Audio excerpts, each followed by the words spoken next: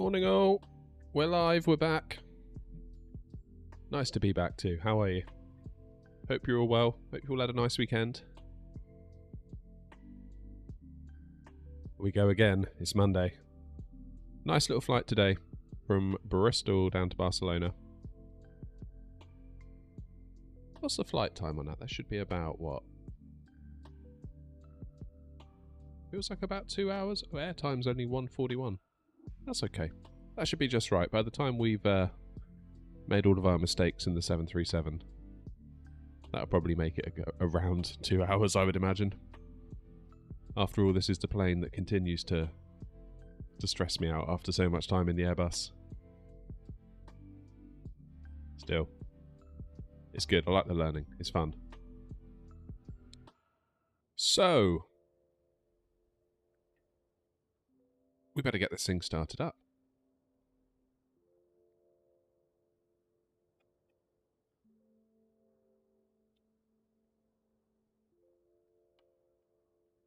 Now, apparently, if you long press menu, it starts this. Is that right?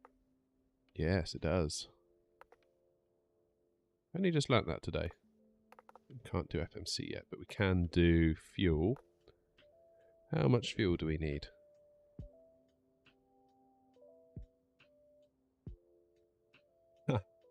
That's funny. The fuel in kilos is 7,337.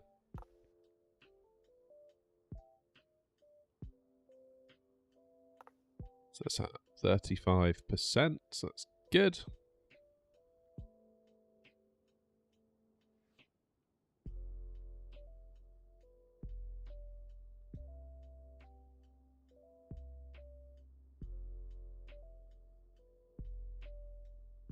Got 123 passengers.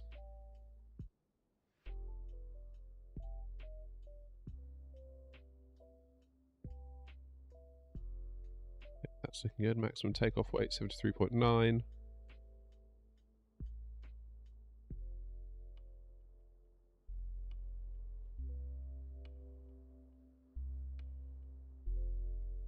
Good. Good. Right. So the plane can be considered fueled.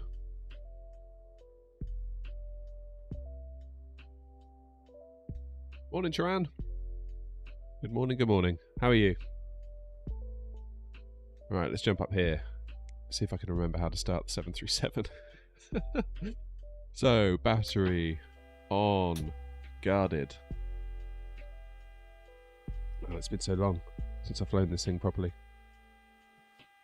Position light, I am going to have to, is on steady. I am going to have to use a checklist, otherwise this is going to go horrifically wrong. APU start switch we need to do next, don't we? So let's down, then down, and it goes back up. And then we wait for this light to come on.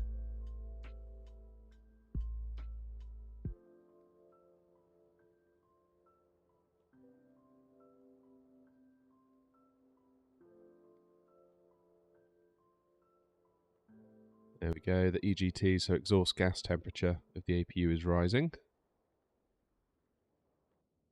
So that's good, it means something's going on.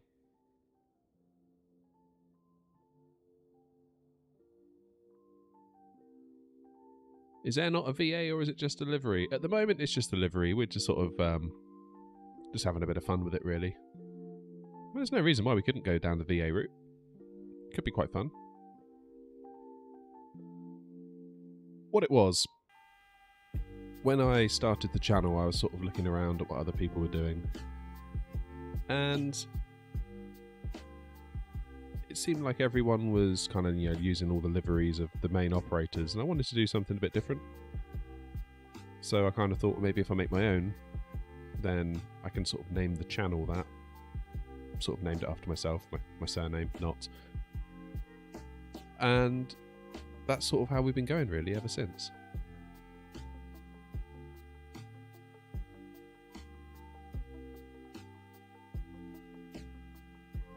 Perfect, where can I get one? As in, where can you get the livery?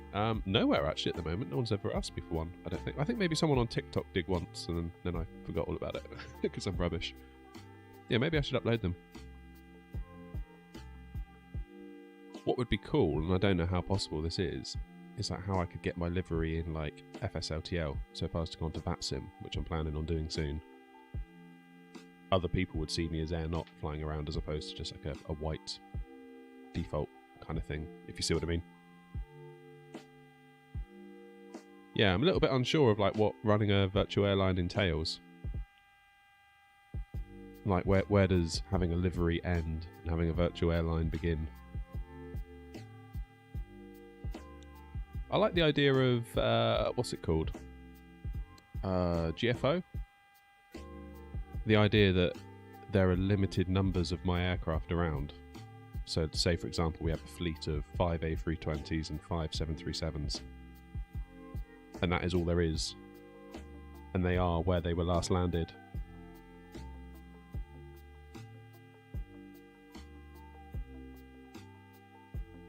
Therefore, if you want to take a flight in a 737 and the only one available is in Japan, then guess what? You're flying in Japan. I think there's something quite cool and authentic about that. Maybe I could upload the livery to flightsim.to. I could maybe do that. I'm looking at starting a Discord as well for like the channel and the community, so maybe I could sort of chuck it in there as a download as well. That could be an option. It's a good point, well made by you. So I will definitely look into that. Find out a way that perhaps I can give it away to people. That's a nice idea. Okay, what am I doing? What am I doing? So we've got the light. So we can turn on our APU generators. 1, 2. Good, now the plane's come to life. And that light is extinguished, which is good. Yeah, with FSLTL, what I meant was, is there a way to submit my liveries to them, such that if I were to go on VATSIM or anyone else were to go on VATSIM as air not, then other non-air not flyers, say if you're in like an EasyJet, whatever, flying around as EasyJet, if I was to land, they would see the air not livery as opposed to, I guess, just like a basic one. I don't know what the process is. It'd be interesting to find out. So much I don't know. The more I dive into this sim, it's like the deeper you go, the more you realise how little you know. I think that's the same with many things in life, really, but what seems simple and easy enough on the surface, it can quickly spiral. It's good fun. I enjoy it. I like the learning. I like the learning indeed. Right, where are we? I need to concentrate instead of rambling into my microphone. Right, IRS. Just look up a little bit here. Nav. Good times. Jalise, good morning. How are you? How's the weekend? Your dampener on. Sometimes that flicks off and I'm never sure why. Like today it just went down and that was fine. But quite often it's like click and then it goes back up. I don't know. Fuel system. So we've got crossfeed off.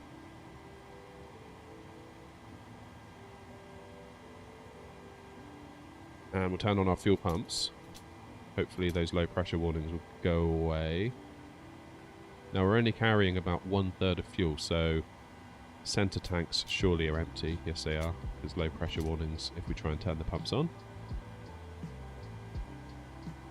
Emergency lights armed. Guarded.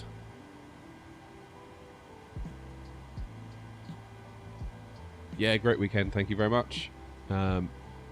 Managed to get out a video, which is cool. It seems to be doing really well as well, that's great.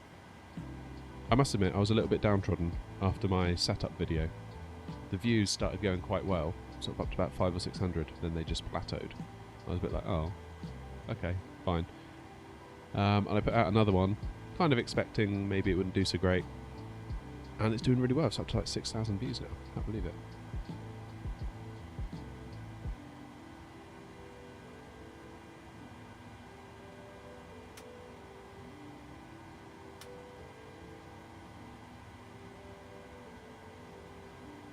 Window heat.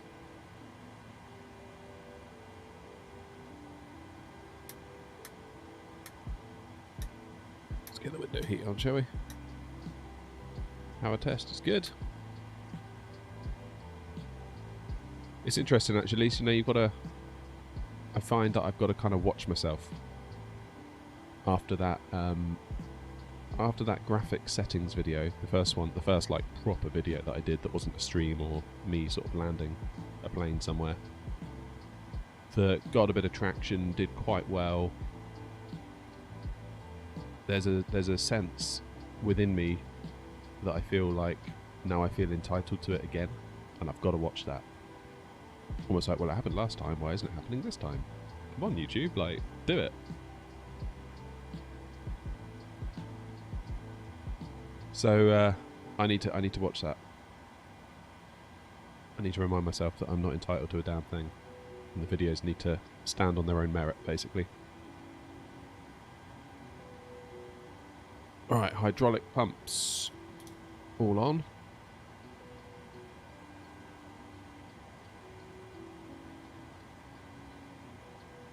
Low pressure means this pump off.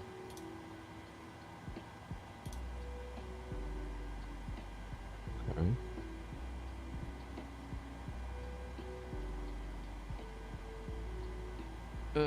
Right, what's next?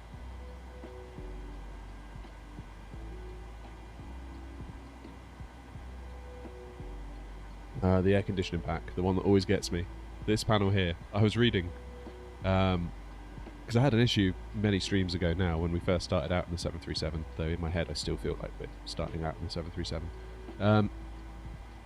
Someone had the same issue as me in that they couldn't get the engines to start because of a setting on this panel up here. And a real world pilot commented saying, this panel up here, it's trying to kill you. Like, you've got to watch it like, all the time. It's just trying to like ruin your day. And like one little flick of these switches, I think I took them from auto to off, and then sure enough, like the engines came right on. So I'm always very much like double, triple check this panel. So pack switches, we want either on auto or high apparently, so we'll go auto. Isolation valve is already open, that's good. And that means we can start our APU bleed.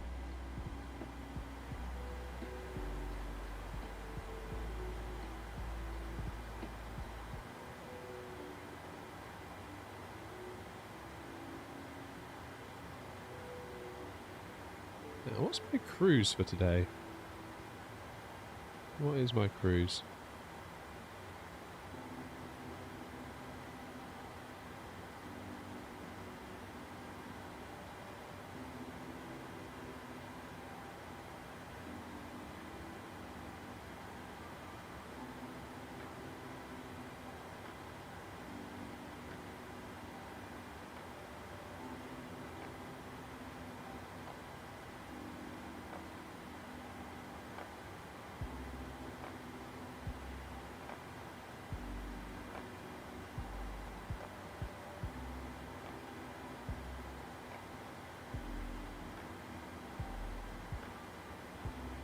It might be 31,000, but I can't be sure. We'll check in the plan in a minute when that comes through.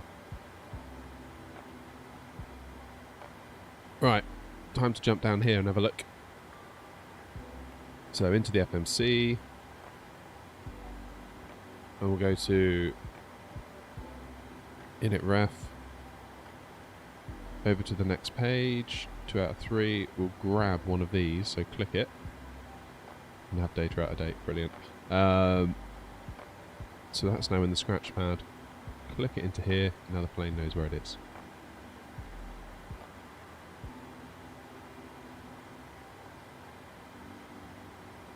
So go to route. Company route is EGGD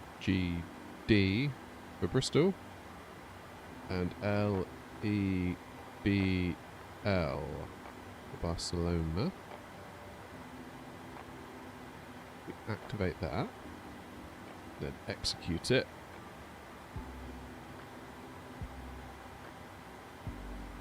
We go into departures and arrivals, and it's got them here. Look, so depart EGGD Bristol.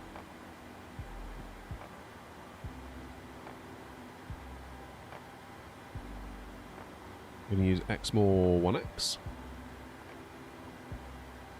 Runway 27. Selected. That's good. Execute. So straight out and left turn. That's fine. So I think we'll hand, because we're using the yoke today.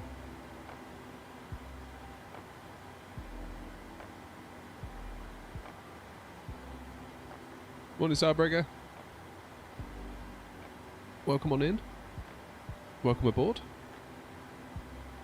Yeah, so we're using the yoke today, so I think we will hand fly as much of the takeoff as is reasonable. I think if we end up with like a massive straight ahead of us, then I'll just pop the autopilot on at that point.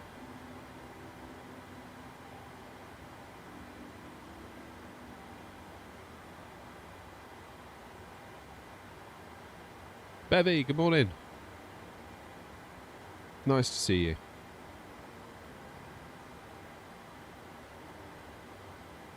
Right, so that's activated. Then we go departures, arrivals again to do our arrival.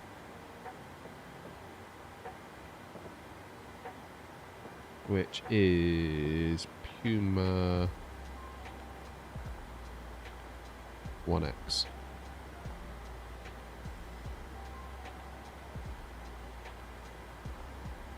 ILS 02.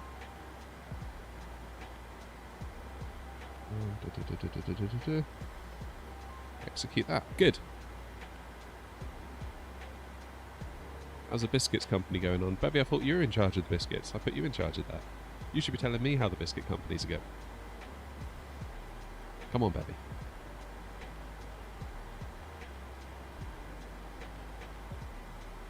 Senior Vice President of Biscuits for Airnot.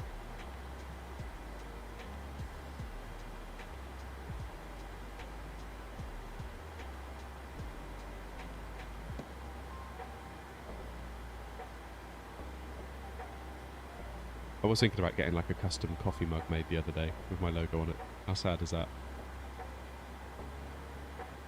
Inspired by the coffee cups you get in the A320 or the A32NX.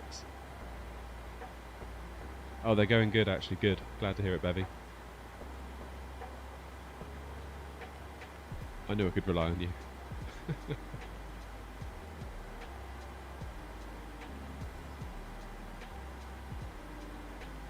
Right, I don't know why I went away from that screen then. Time to go into legs and we'll sort out our route. In fact, let's put ourselves into plan up here. There we go. So this is us at the moment, obviously facing the wrong way because we're at the gate, but we're going to turn, take off this way. Let's step through this. That's looking good. Good. There's Exmore, so we're going to head south.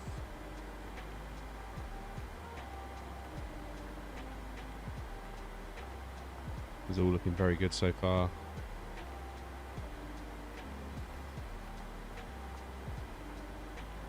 Now, where is our discontinuity? Not seeing one yet. Ah, there it is. So let me just zoom out, give us a bit of a broader picture. Okay, so that's okay. So we get to Vibim. And then go straight to Sanis. Yeah, that's decent. It means we get a nice little view of the airfield as we come in on descent. Happy days. That's good.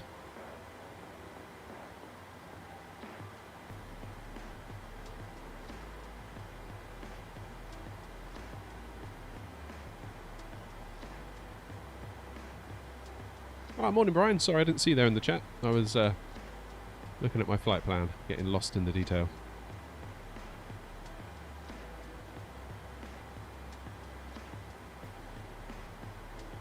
Alright, back to init ref. Now we can do perf init request, which should hopefully phone home to SimBrief and put in all this information that I am far too lazy to type in myself.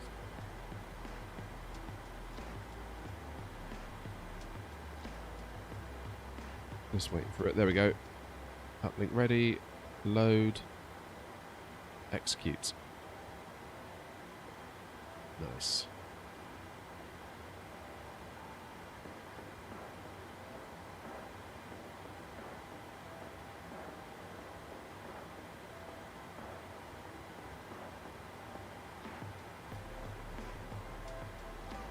using reserve fuel, eh?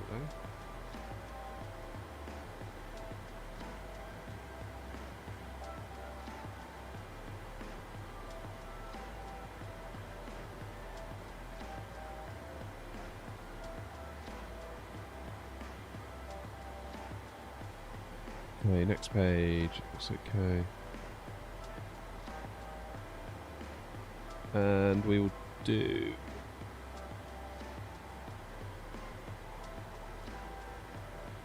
do flaps 5 for takeoff. That's 141 V1, 143 VR, and 152 V2.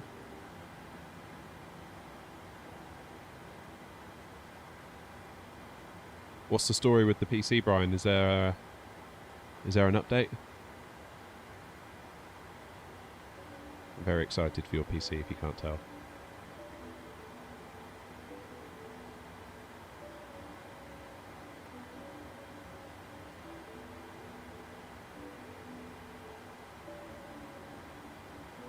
Right, what is local pressure?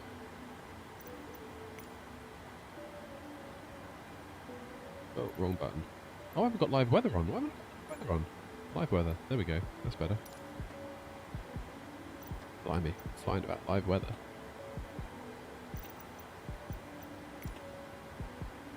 Let's see what the game thinks local pressure is.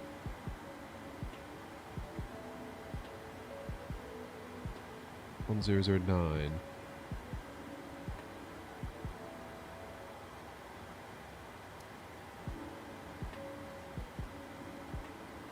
There we go.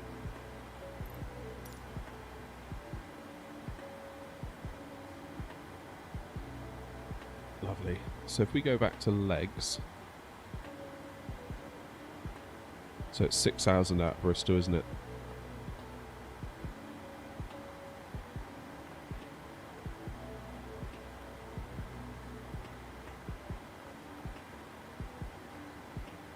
$240, $370 today. Well, we'll do 6 first. Can always change it.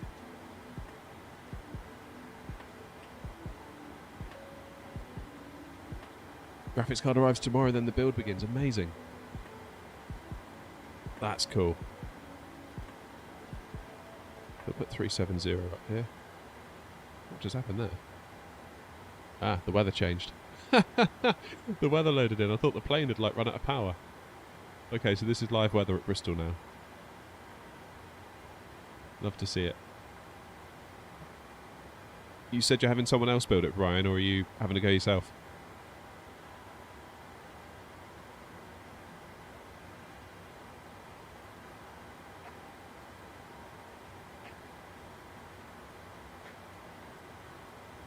Right, let's get the flight directors on. 1, 2.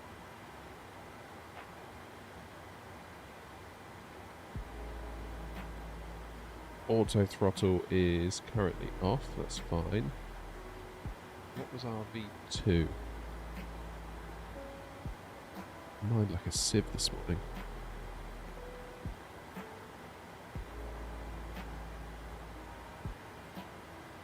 $152 V2.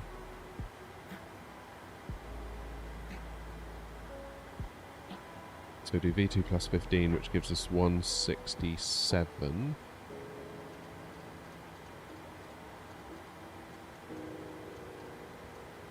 Someone else. Yeah, I don't blame you, Brian. There's a lot of money at stake there. If you're not confident doing it yourself, then, or would just rather not do it yourself, get someone else to do it. It's usually cheap enough.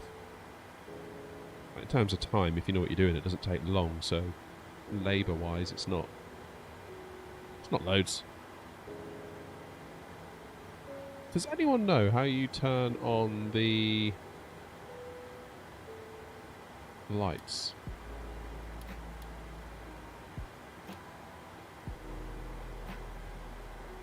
It's awful dim in here. There's got to be some like lights around here somewhere, right? I've never had to do it in the 737 before. Panel? Surely not. Yeah, it's just a panel. Which is handy. We'll have that for now. Where are the actual, like, proper lights for the cabin?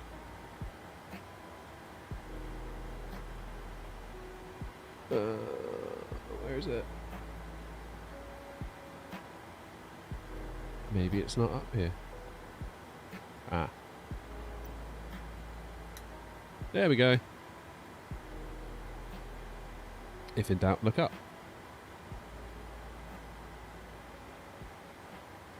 Yeah, I'm getting close, Brian, on pulling the trigger on a 4070. I kind of feel like the 8 gig of RAM is starting to be a bit tight on my 3070. And looking around, 3070s still hold their money, so I could maybe do the upgrade inside of £250, which isn't the worst. Not really.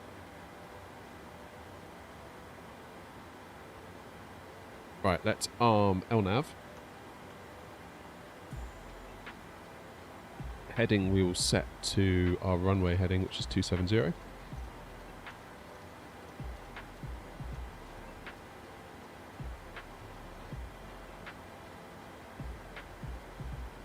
Pretty good weather in Barcelona. Oh, I haven't actually checked yet. What's the wind, most importantly? Because I'm not so good in the 737, Brian, so we're hoping for a nice calm one.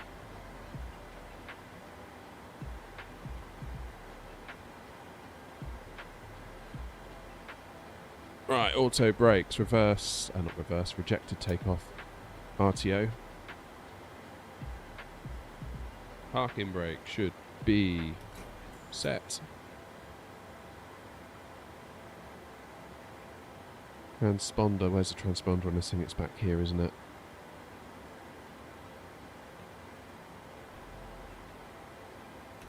Standby. And we're not on VATSIM, so sort of doesn't matter. Alright, let's get the doors closed, if they're not already. Doors. Close the door.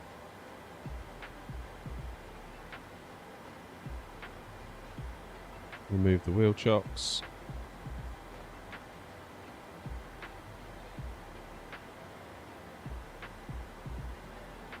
Costs ended up about €3,900. That's about £3,400. I mean, that's about right, Brian, really. So consider the GPU alone is probably getting on for 2,000 of that.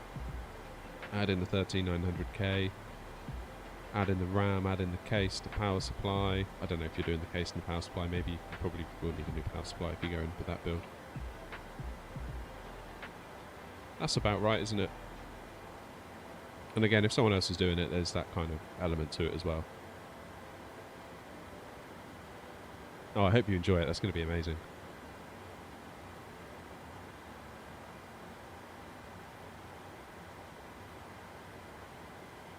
Right, now we need to turn off our air conditioner packs. Sorry, passengers, it's going to get warm.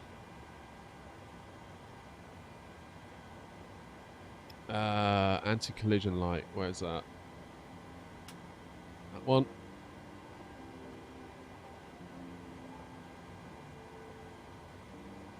Right, so we are ready for our pushback, I do believe. So let's have a look.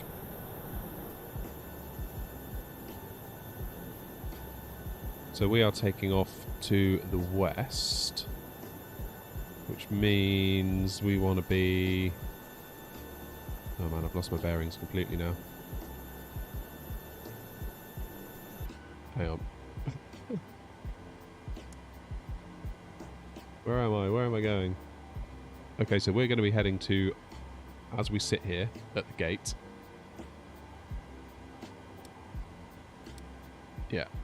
So we're going to be taking off to the left, which means we need to taxi to the right.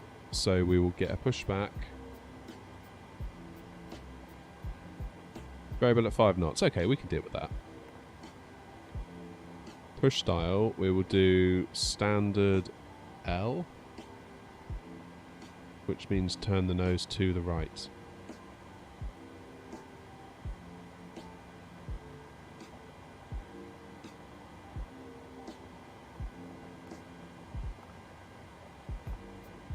Happy days. Cockpit to ground. Go ahead. back end start, they want the tail to our left.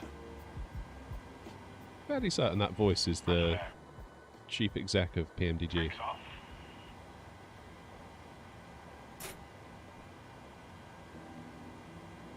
Brakes released.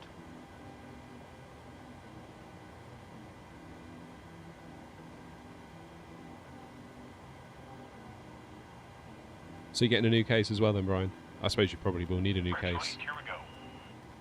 given just how large those 4090s are. Absolutely huge.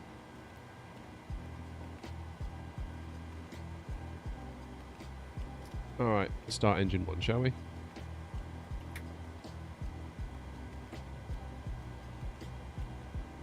Okay, keeping an eye on this over here, hoping that it's going to come to life.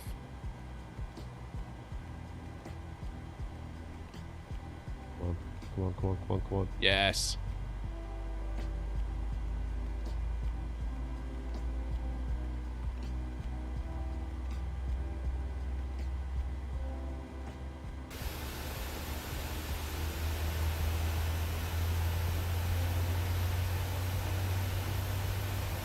Oh man, it is miserable up in Bristol this morning, eh?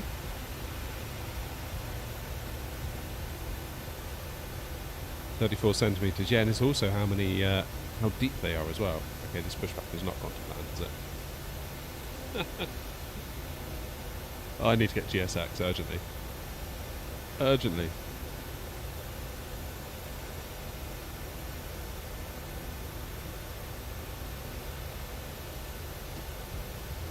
Yeah, there's a picture I saw recently of a 4090 in a motherboard, and the 4090 was so big it almost made the motherboard look like the accessory rather than the main thing. Okay, engine 2, turn that onto ground. Let's add some fuel.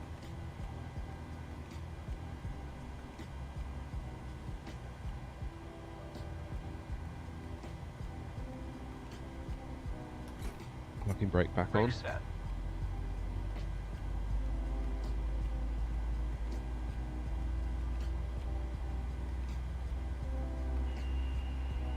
Steering pin is pulled.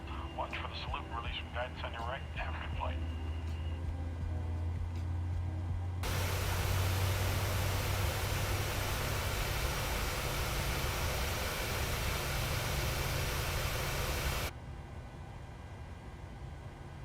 Good.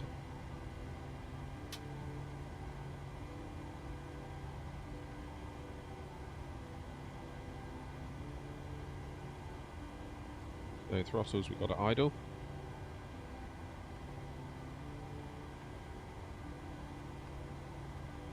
Hopefully these engine selectors, yeah, they've gone back to off from ground, because they sort of auto toggle. That's cool.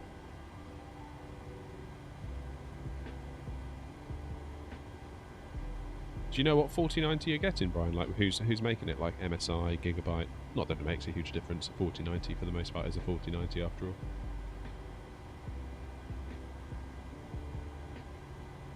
Okay, got a few after engine start things to do. So now we've got our engines started, we can use our power panel here to say we want the power for the plane to come from the engines, which means we no longer need it from the APU. Probe heat switches. 1, 2. Get those on.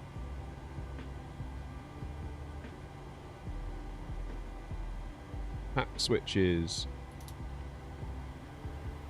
Back onto auto.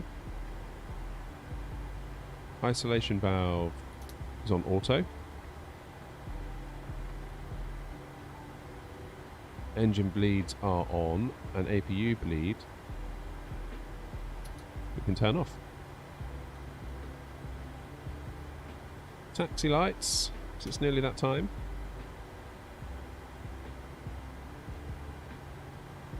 Turn off the APU as well. Not seeing any warning lights up here, which is a good start.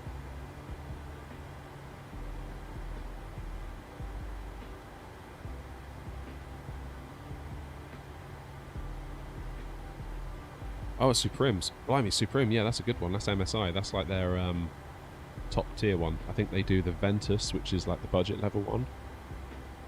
Then they do the Gaming X Trio, which is the mid-range, and then the Supreme, which I guess is their way of saying Supreme, is obviously the Supreme one. That's like the top of the shop. So yeah, that's a good example of a 4090. It's basically one of the best you can get, I believe.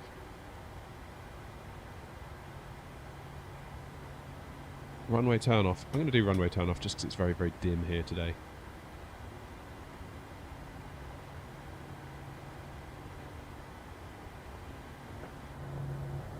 Let's set our flaps.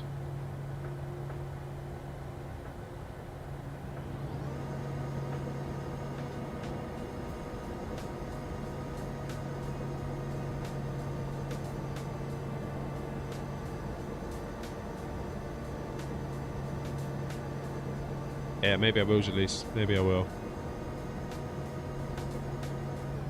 Might just get one of my videos to hit like 1 million views. Then YouTube can pay me loads of money. We'll be rich! I was thinking the other day, I was talking to a family member about it. I'd be rubbish at being rich now.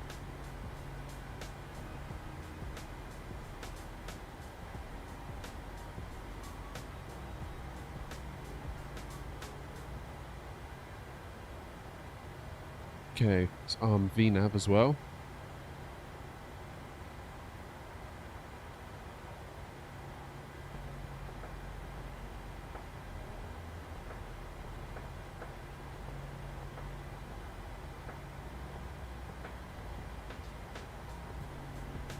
Right, let's taxi down.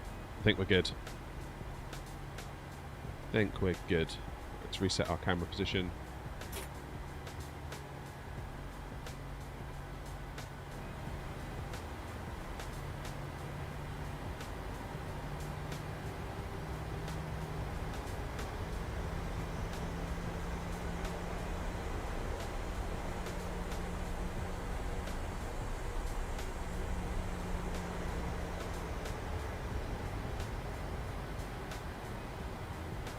Right, let's get onto this taxiway line.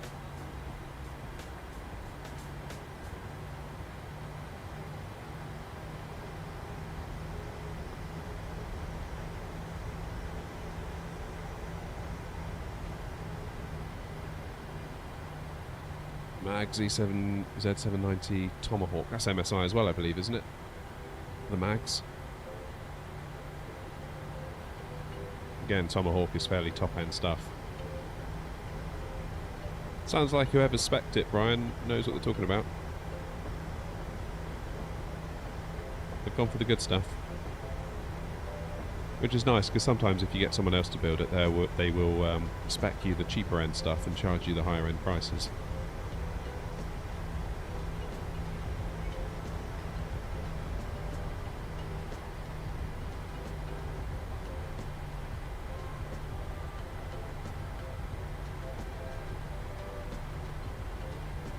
Oh, good morning, Nick. How are you?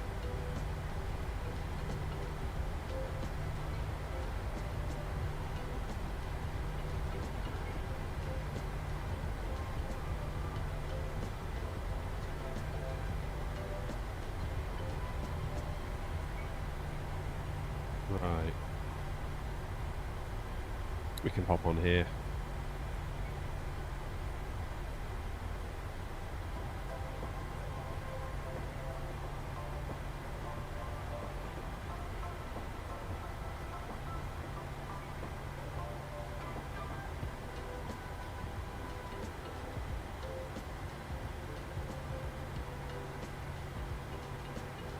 Let's just hold short for a second.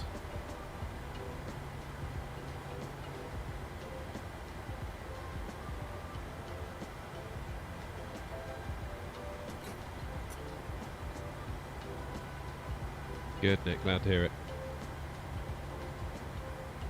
Okay, so before takeoff checklist, flaps are set to 5 and everything's set in the window. It's good.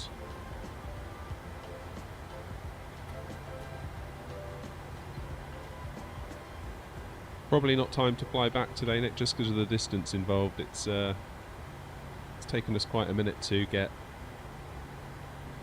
set up, so we're a little bit late on the takeoff compared to the A320, so really getting there will give us just the right amount of time, I think, today.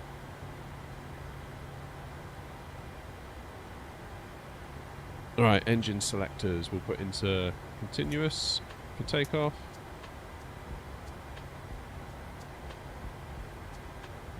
Landing lights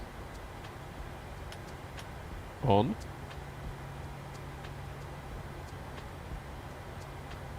Strobe lights on.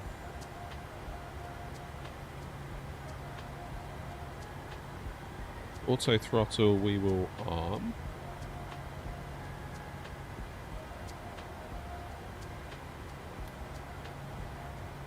And we will put our transponder into TARA.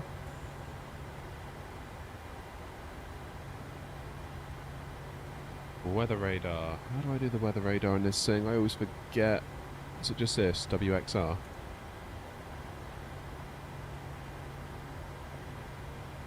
I feel like that's maybe all I need to do, but I could be wrong.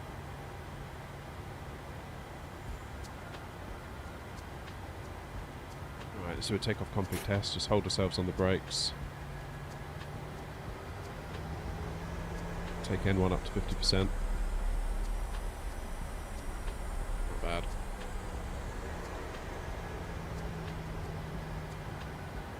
Right, let's go line up.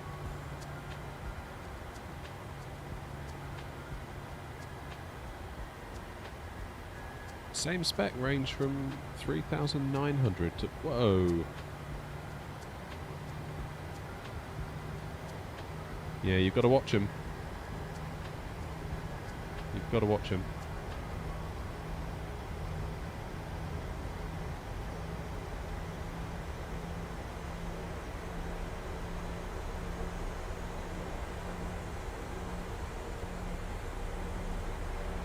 That's a huge swing, isn't it? That's like nearly 2,000 euros.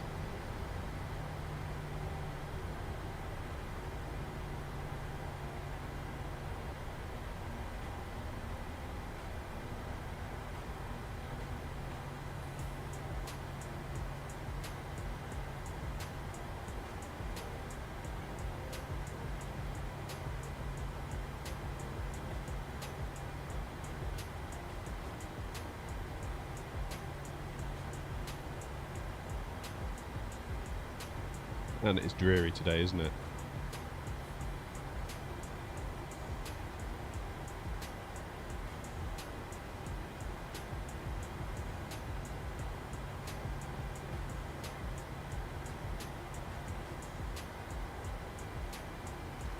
Tell you what, we'll just do 370 in the window up here actually, because we're going to have VNAV armed, so that'll take care of any restrictions on the way up anyway. And it saves me a job.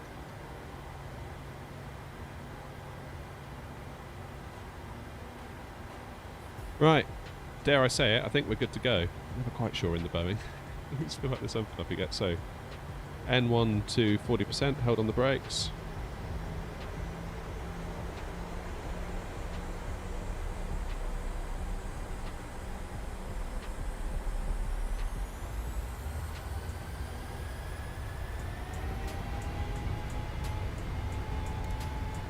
That toga button, so... Yoke press forward to 80 knots. 80 knots. Yoke back.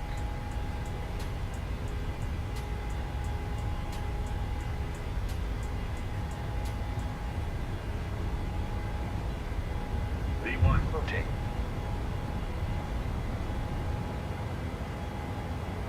Positive rate of climb.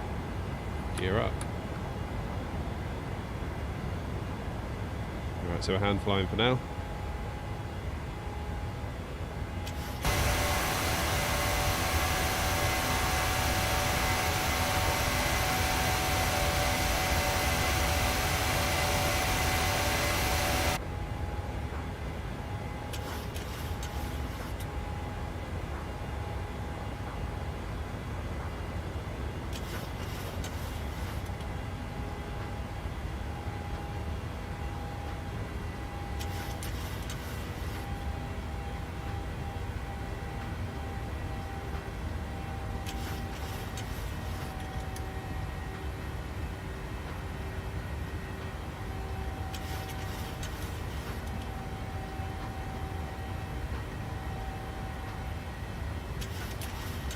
Alrighty.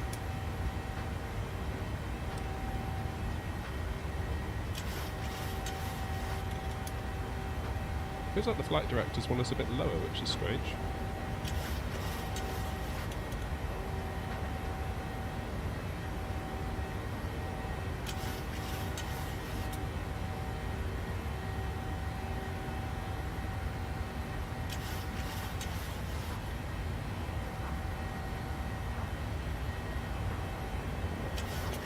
Quite a bit of wind.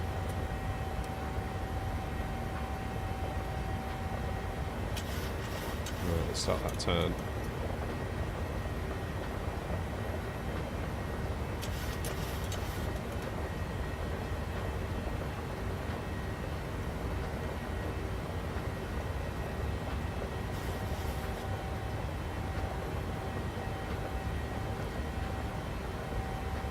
Why isn't VNAV coming on then?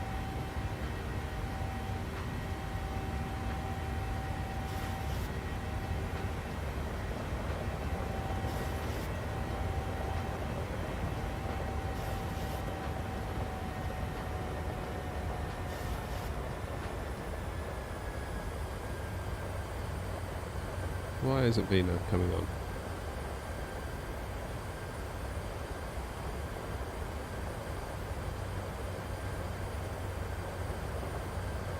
Now will VNAV come on? No.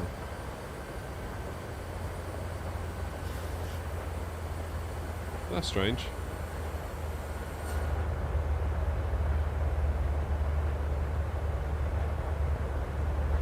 What a day for it, eh?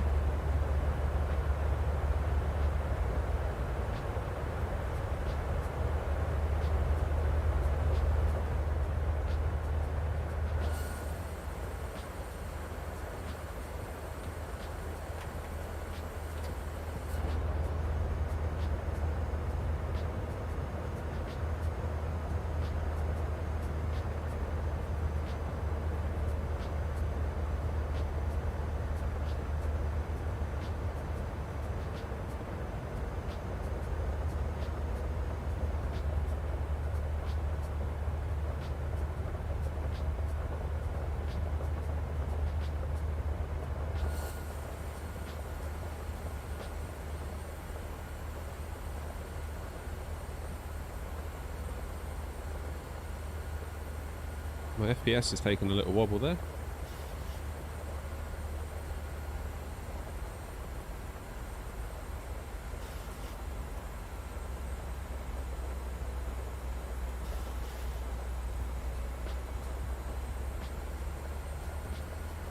Why won't VNAV work?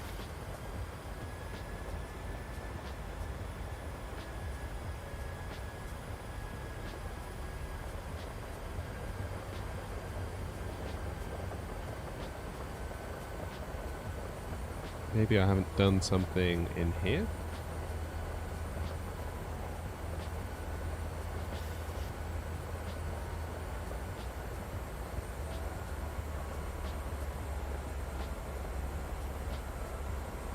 Oh, maybe it's this.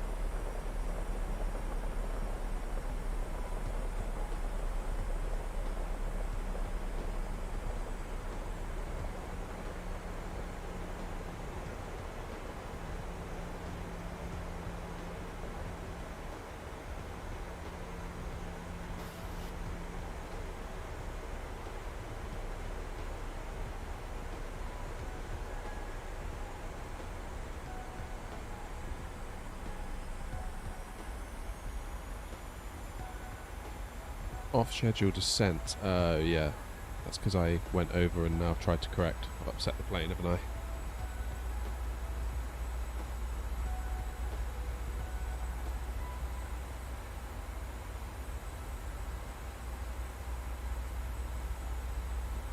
Okay, so we're coming up. Coming up on Exmoor, 6,000 feet, then we can begin our climb.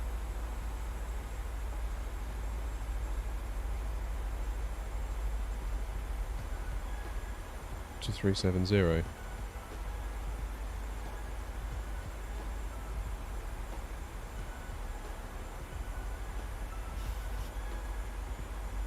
VNAV, there we go.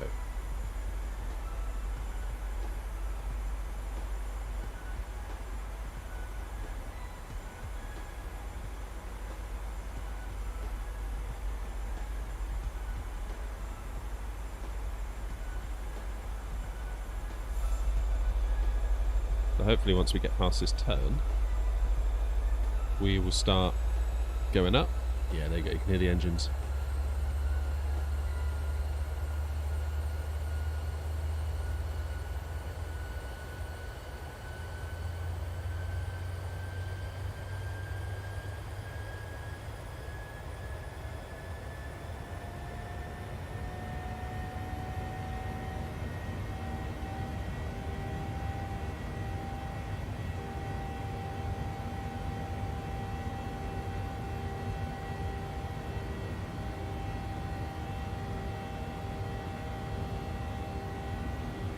Let's punch through those clouds.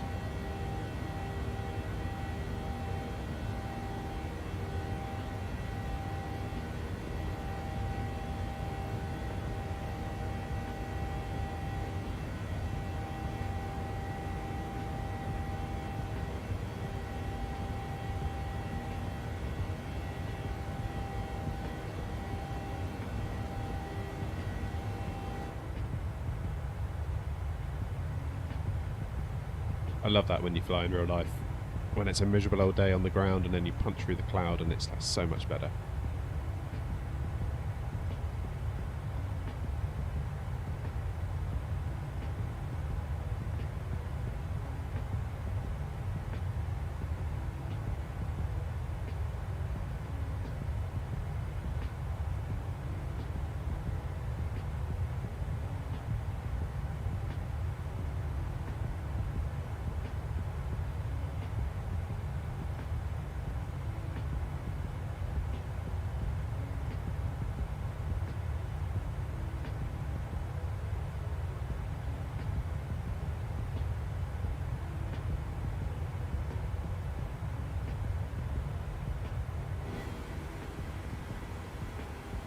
Beautiful, look at that.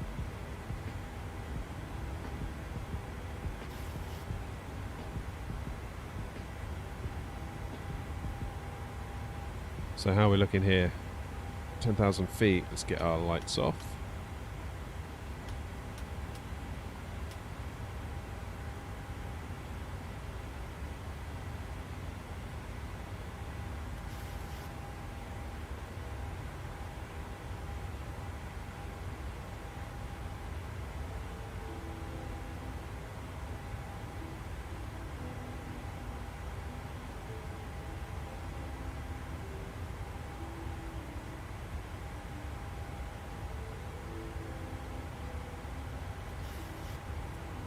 Standard pressure.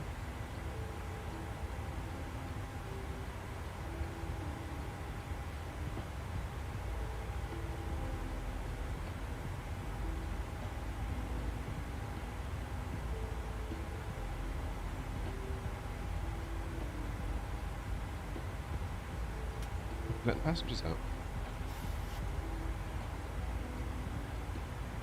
Everything's looking good up here.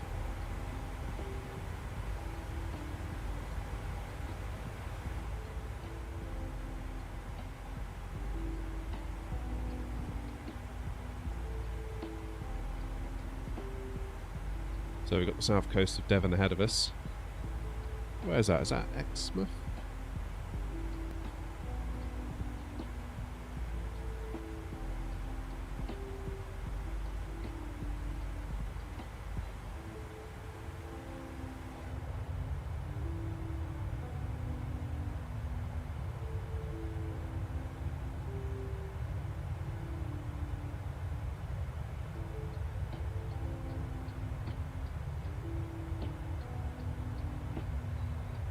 Oh, morning JD, how you doing? Yeah, it has been a while. I think I saw you in one of EasyJet's InPilot streams the other day. I'm sure I saw you pop up in the chat.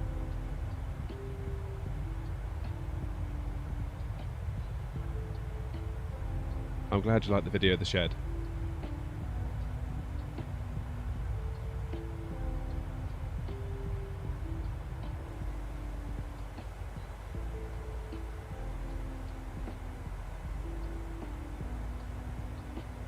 It's funny putting out videos like that. I'm never quite sure how they're going to do.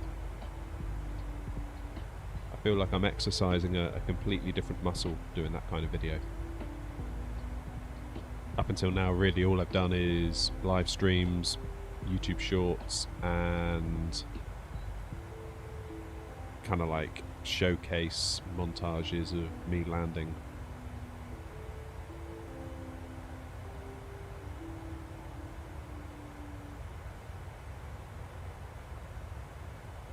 So doing like an actual video, in air quotes, with like cameras and talking over the top of it and editing it so it's all like nice cuts and stuff like that.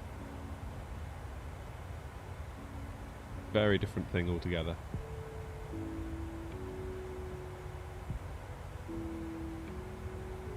Have I got a sub button yet? No, not yet. I need to set up my memberships. I was working on that last night. I was going to like work out some different tiers and that kind of stuff. I am monetized now. I got monetized last week or the week before. No, last week. Finally. I thought it'd never happen.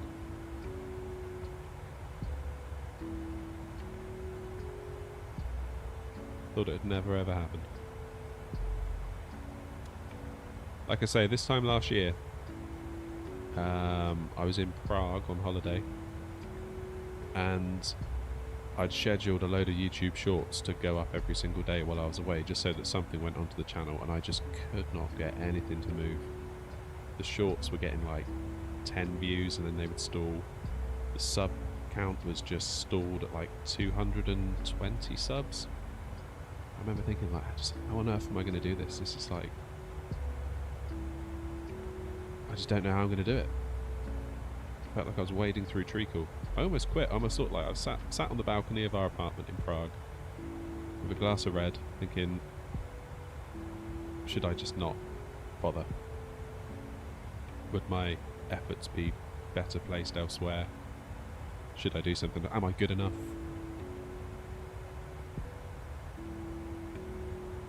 All that kind of stuff. Suffice to say, I'm incredibly glad that I persevered.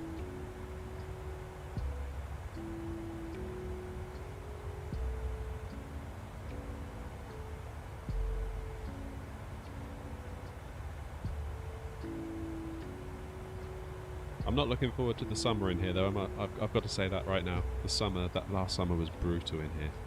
We had quite a few, well, I say quite a few, like one, maybe 2 weeks where it got quite hot, and it was not fun in here at all.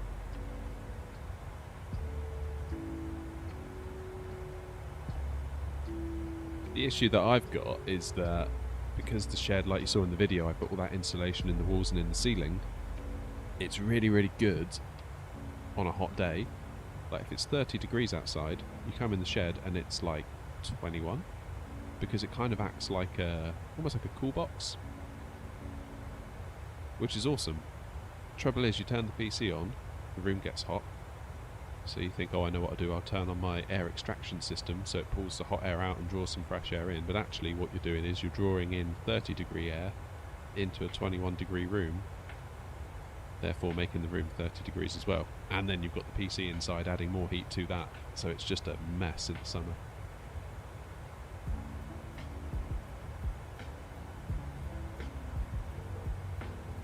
So maybe a little stretch goal this year might be a portable air conditioner.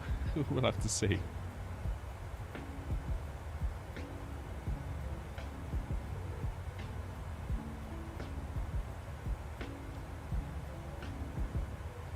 I'm glad I helped you, JD. That's nice. Although I didn't like the first time you appeared in my chat. I think I landed at Newcastle without any landing gear. That was unbelievable.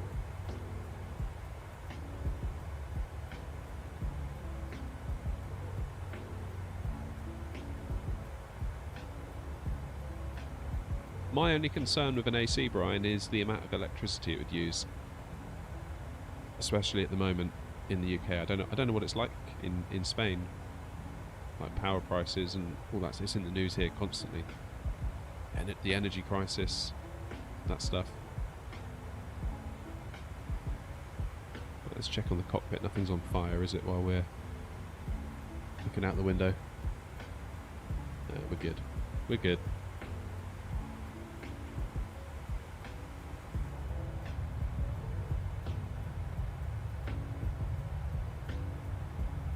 I mean, really, the shed is only 2 meters by like 2.2 meters, so we'll call it a nice round 2x2. So if you imagine you've got like a 1000 watt air conditioning unit, fair enough, it needs to get it down to temperature, so probably it's going to use the full 1000 watts that it's got. But once it gets it to a temperature, what does it take to keep it there in terms of energy usage?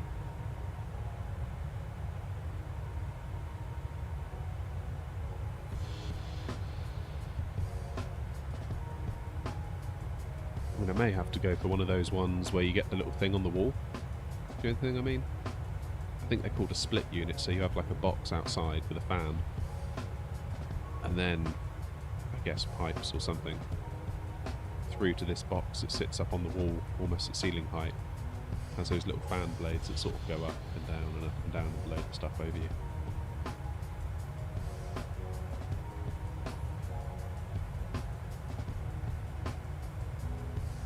23 cents a kilowatt. So that's what we pay now, actually. We pay 19 pence, or is it 20? It's either 21 or 19 pence per kilowatt hour, but that's only because we did a deal with our energy provider like 5 years ago, and they were like, why don't you lock in for 5 years and get a good price? It's like, whether it was the right thing to do or the wrong thing to do, obviously in hindsight it was the right thing to do, but we just said, yeah, do it. And obviously now prices have gone through the roof, but we're still super low, relatively. But in October this year, that's all going to come to a crashing halt. We're going to have to pay actual prices, which are an awful lot more these days.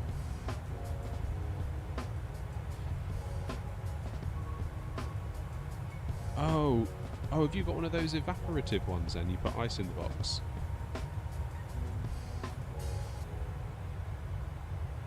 So those use hardly anything, do they? They're just basically like a fan for the most part. Probably inside of 100 watts. Where's France? France can't be far away now.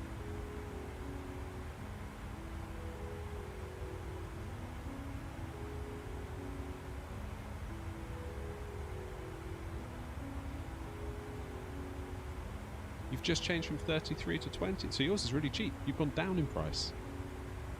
Wow, that's crazy. I need to move to Spain.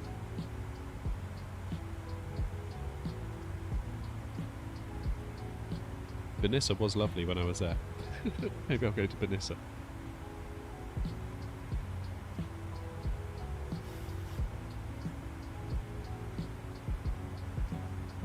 Only pay 5% VAT. Damn. We're getting ripped off here.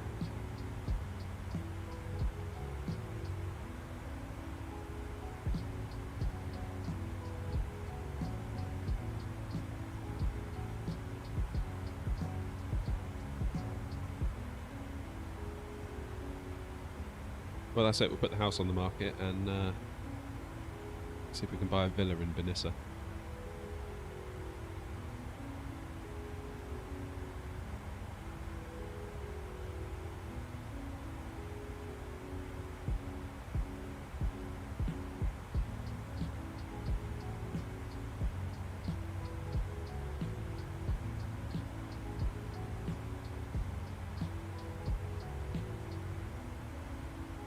Sure, I follow Brian. New company in Fiestas this week.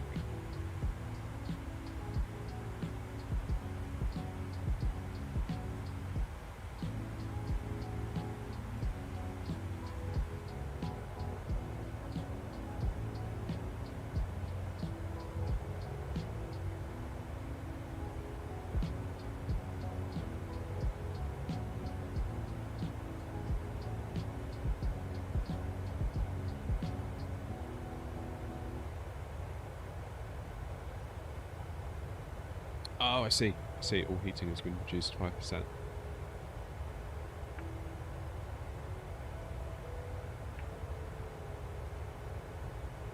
So that'd be the Channel Islands, right? Guernsey and Jersey. Don't ask me which one is which. If I had to guess, I would say this one is Jersey. Let's see what the map says.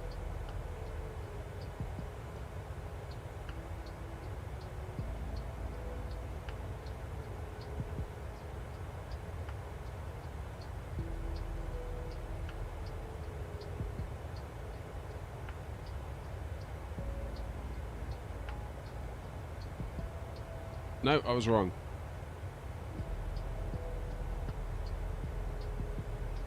This one is Guernsey, this one is Jersey. Benissa was lovely when we were there. I really did like Benissa. It's one of those places there was nothing really that I could point my finger to be like, it's really good for this reason. But it was just nice, you know? Everything was just nice.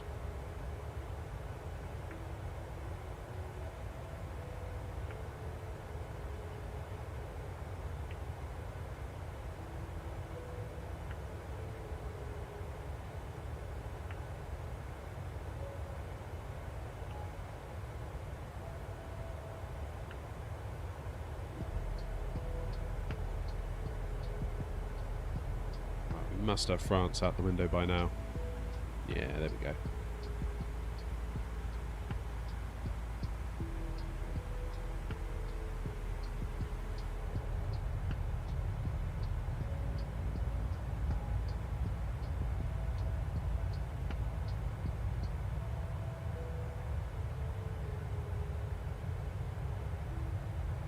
And the fuel went up big, the government reduced it by 20 cents. Whoa, so the government subsidised it.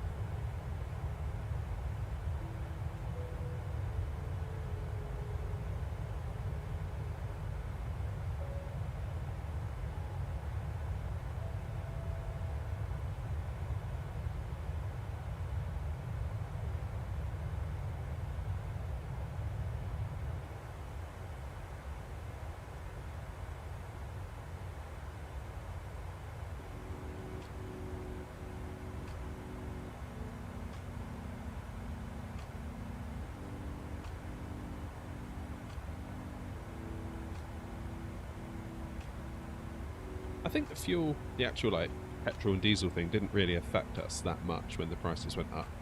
Like we have cars, but we don't really use them that much. To the point where we can sort of talking about it. It was like if one of the cars went wrong, we have two cars, we have like a big car and a little car.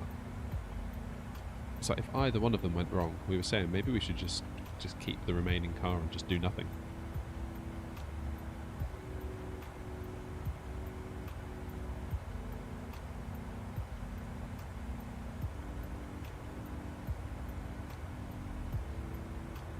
Benissa Beach is approximately 5k from the town. I don't think we actually went to the beach. I didn't even realise Benissa had a beach. I figured it was more inland and wasn't beachy. I'm going to get the map up.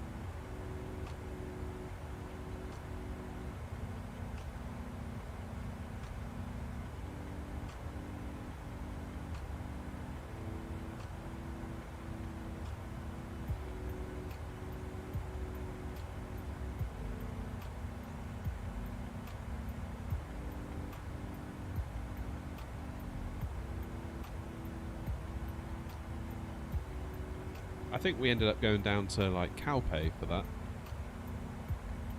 They got the big promenade in Calpe, haven't they, and the beach and stuff.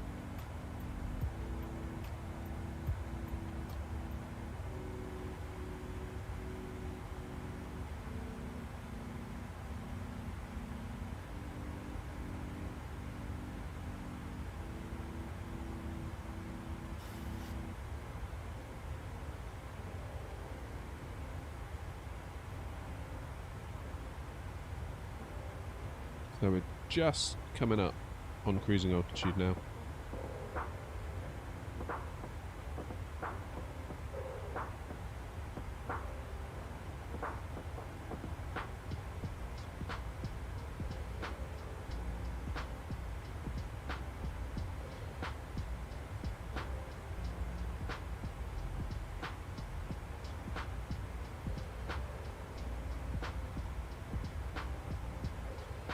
There it is, there's top of climb. Now will those engines reduce a little bit, because I noticed they're at 99.9.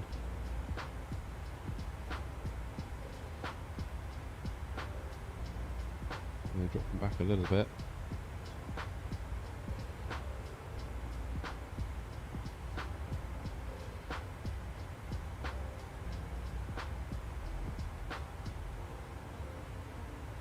There you go.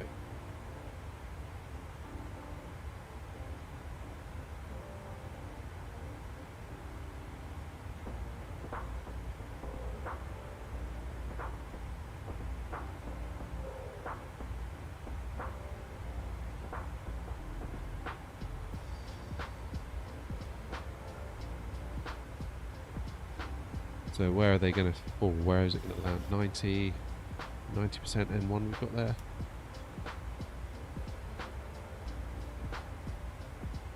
'88, 87.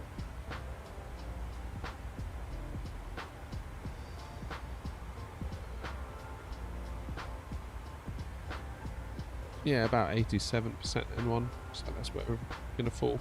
There or thereabouts.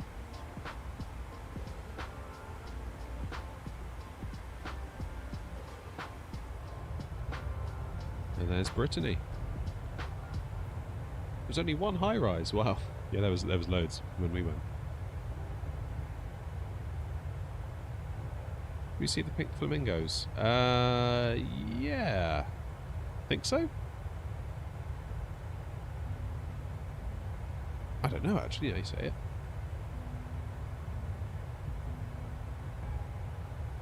Isn't there like a lake or something?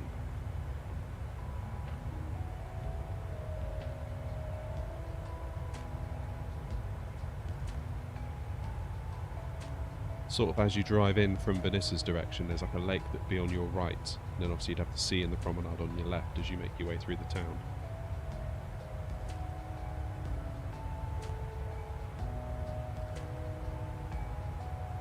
I could be completely misimagining that though. Is that where the flamingos would be, in that lake thing?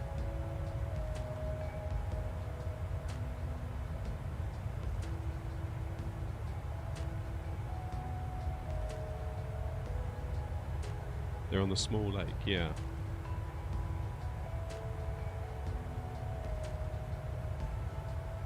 That's it, yeah, okay. Yeah, so I did see them.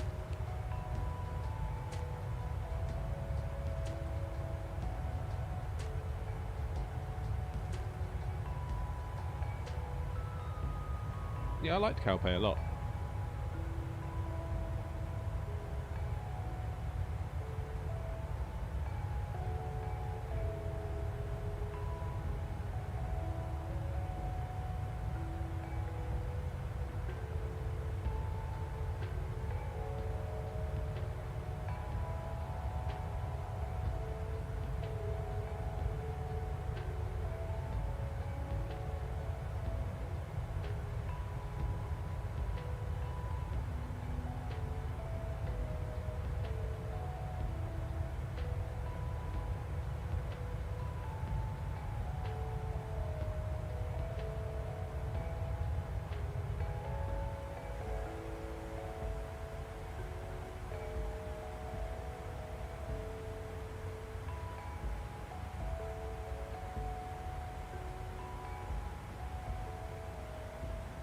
Name for the fish restaurants? I didn't know that.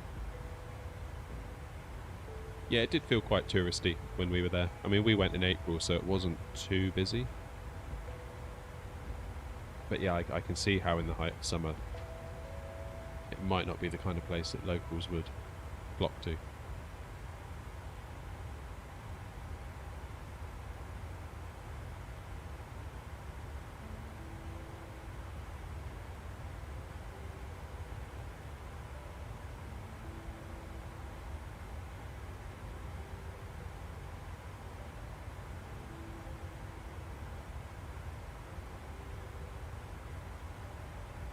Right, it's that time. I need to do a price check on 4070s. See if they've come down in price, because I keep hearing rumours that they're going to drop.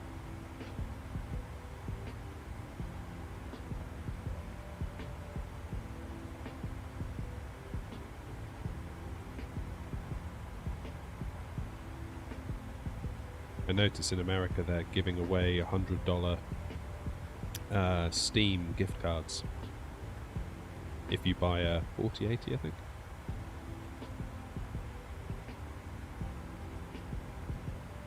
Which basically would get you the sim, wouldn't it? The top premium deluxe version of the sim.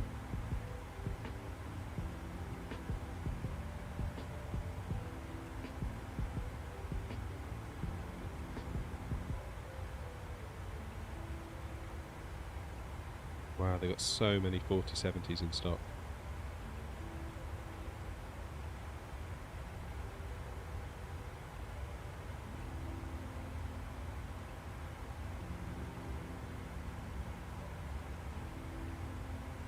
So many.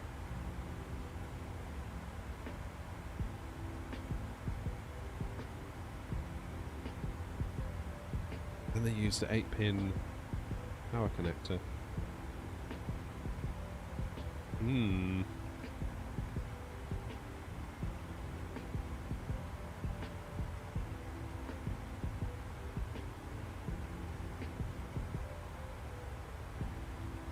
I have a small problem. How do you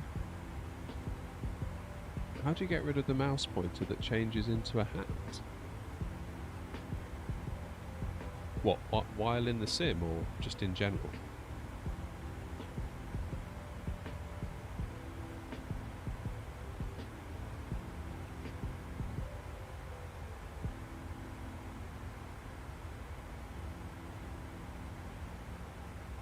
I mean, usually if you're just in Windows, if you like hover over a link, it turns it into the little hand, doesn't it?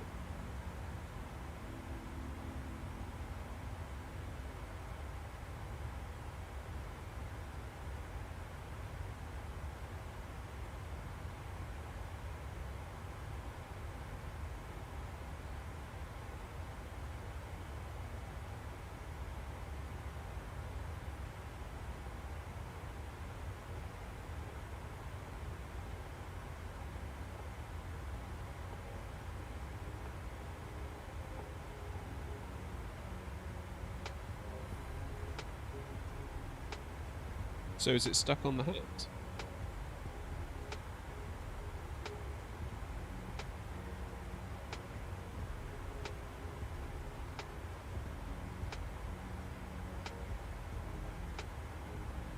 Regardless of what you're doing, it's just stuck on the hand.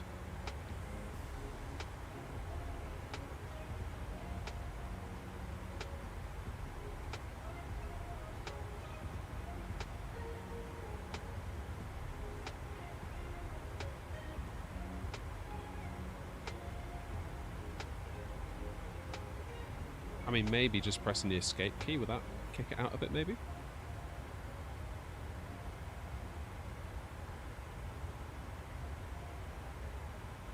$4070 is quite small. The Founders Edition is quite small, yeah.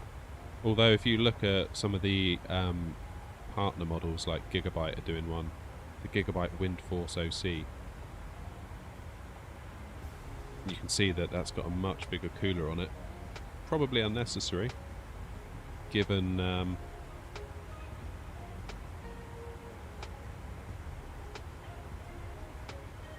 given how efficient the card is, but at least it means that your card will be always nice and cool. Got a 3-fan model here.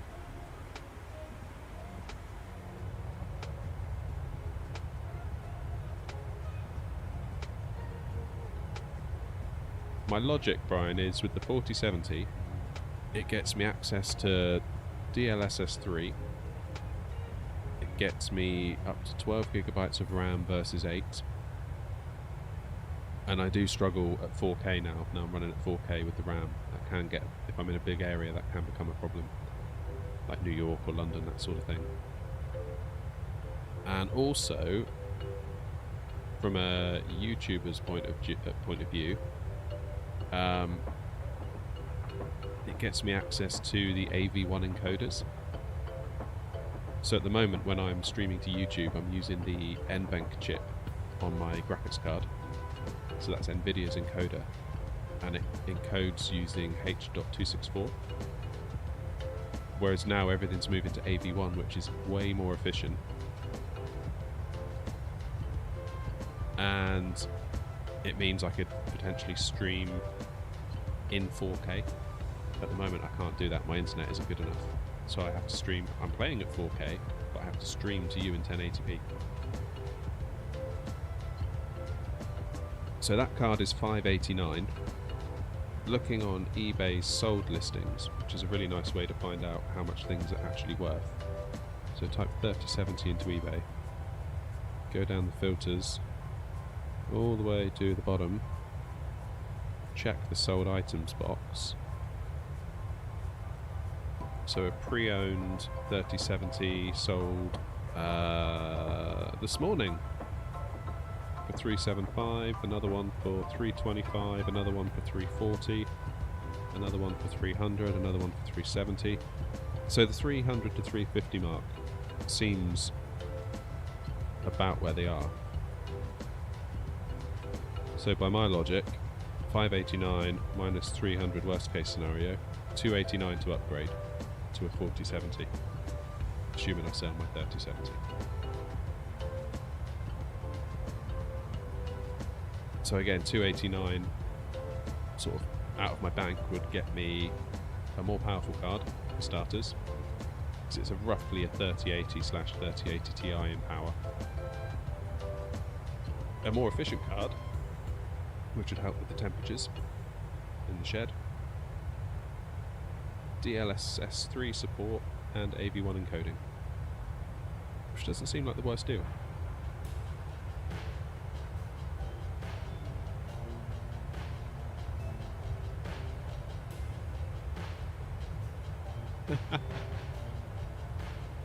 Morning, Rob.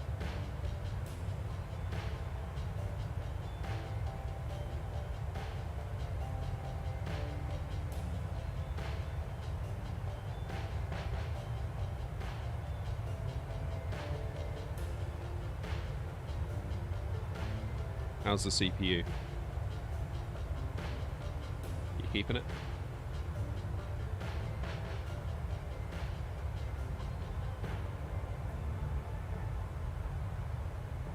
I suppose buying a new card would be good content for the channel. I could do a 3070 versus 4070 video.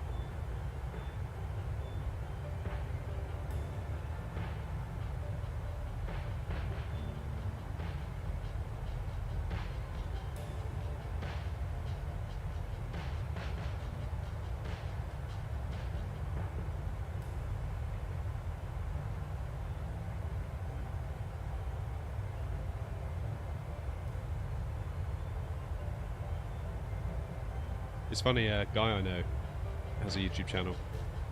He bought an LG washing machine. It was like one of these fancy, super duper Wi-Fi connected bells and whistles washing machine. And he had he's one of the most technical people I know, and he had a really hard time connecting the washing machine to the Wi-Fi. And Googling around, it seemed so did everyone else. And he finally managed it. And he made a video on how he did it, and the video did so well that it actually paid for his washing machine. That's so cool.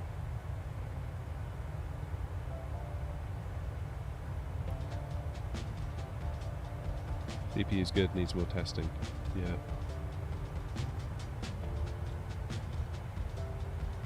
I'm curious how it would help in this.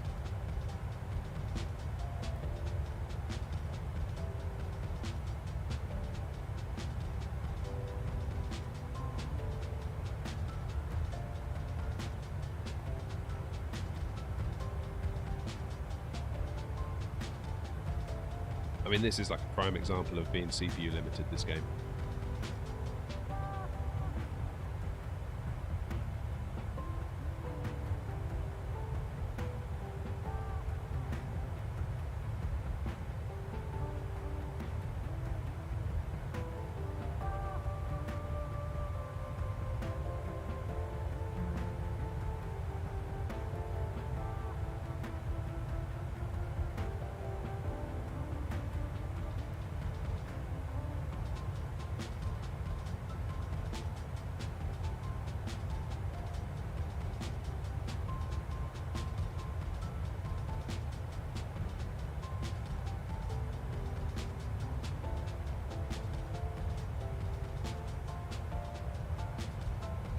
Mind you, Rob, I suppose if you sell your 5600X,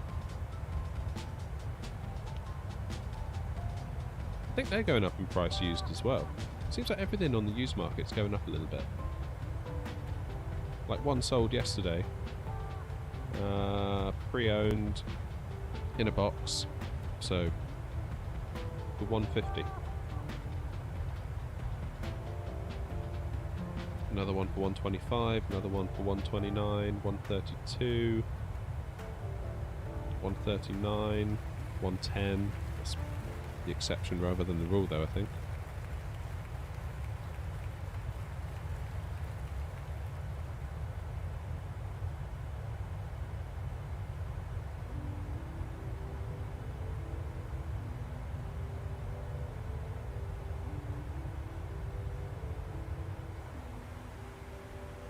Good. Everything's under control up here.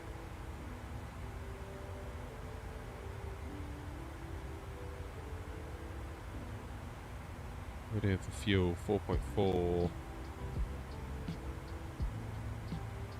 So 4,400 kilos, roughly.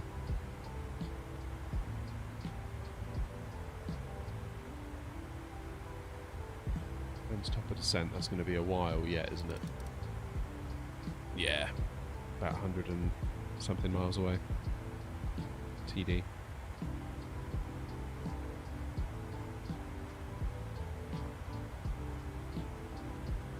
Yeah, I'd keep it if I were you, Rob. I wouldn't obsess over, like, your average FPS is going up so much. It's more about getting rid of the dips, I would say. And obviously your averages probably will go up too. Depending on the title, of course.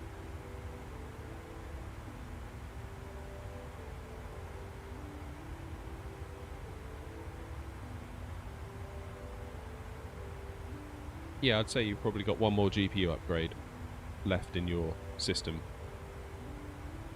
Sort of up to a 4080, 4090. Then I think much beyond that, you're going to be running in, so let's say the 5080 comes out. You may find that your CPU's a bottleneck at that point. Maybe. Unless next gen is just wildly disappointing. It could be.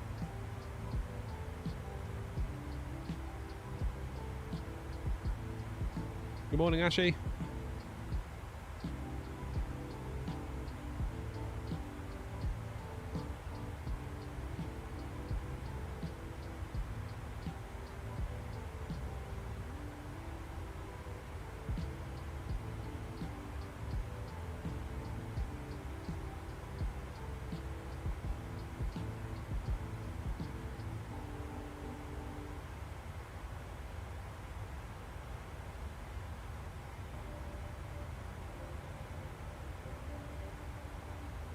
Don't worry, Brian, I've got a funny feeling in the next few days your setup is going to be a distant memory.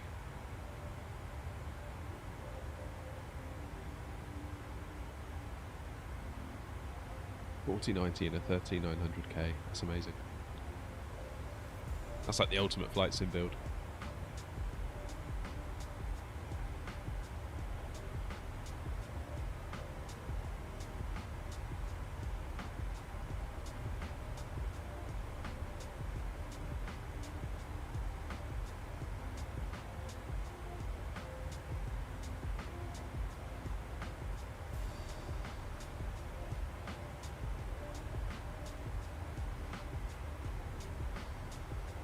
Right, I am going to quickly dive into the house, grab a cup of coffee, and I'm going to be back in like 2 minutes, so then I'll have time to drink it before descent. Back in a moment.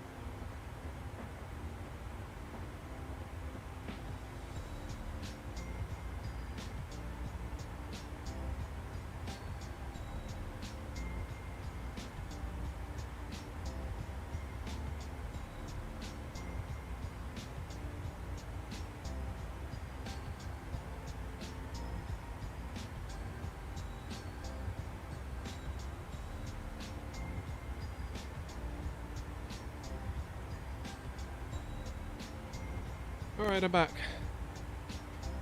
Brian says, I hope so, otherwise I'm in trouble. Brian, if a 4090 and a 13900K can't handle flight sim, then I think that's the game's problem at that point, really. It's funny, you quite often see, like, when a new game comes out on the PC, especially one that maybe started out as a console game and they ported it to the PC, you kind of see a lot of the hardware enthusiast community quite often being quite angry, being like, a 4090 only gets such and such on it, and it's like, yeah, but it sort of feels a bit daft to be throwing hardware at a problem like that. Because clearly that's like a console port that is just not optimised for PC in any way. So you just sort of have to accept that, I think. But Flight Sim is a PC first game, really, isn't it?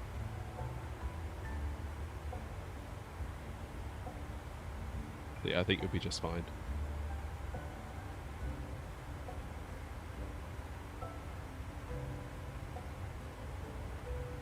I'll tell you what, that coffee is not bad.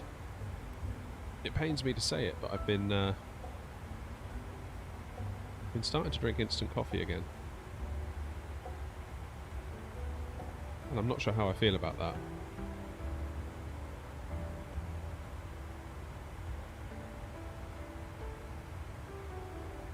I mean, keep in mind, I used to consider myself a bit of a coffee nerd. Had all the gizmos, all the gadgets. Freshly ground coffee, you know, buying it in bean form, grinding it up, using an AeroPress with my precise recipe that I always used. I kind of got fed up. So I bought a Tassimo machine. So I kind of got lazy making my coffee. Never really liked the Tassimo machine, if I'm honest. So then I've just sort of gone back to instant. But then I made a fancy coffee this morning. Haven't been on instant for a few weeks now. And immediately I was reminded why I did it. So much better. So much better.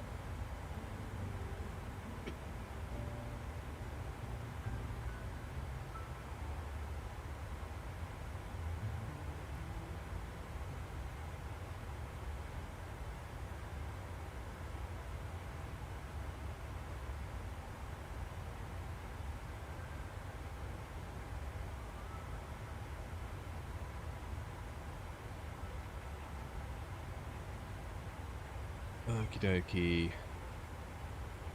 It's all looking good.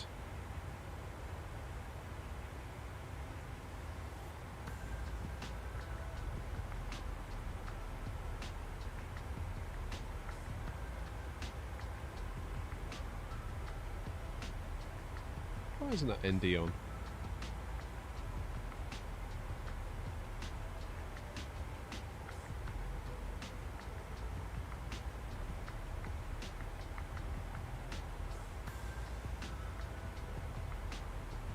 I don't know, actually. I don't know why that's not on.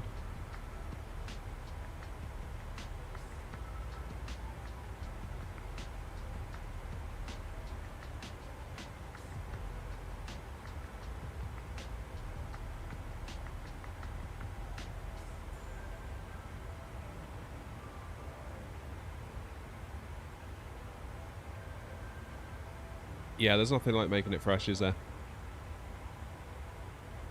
What Nespresso do you have? Do you have like the classic Nespresso, or do you have the is it Virtuo?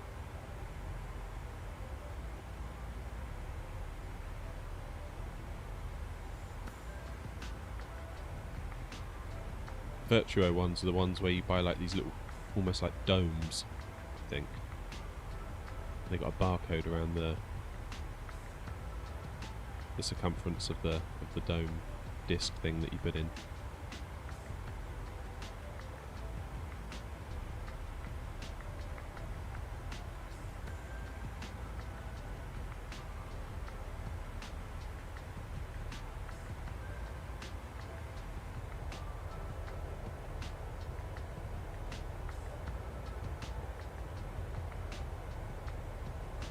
Yeah, I must say I was quite disappointed with the Tassimo.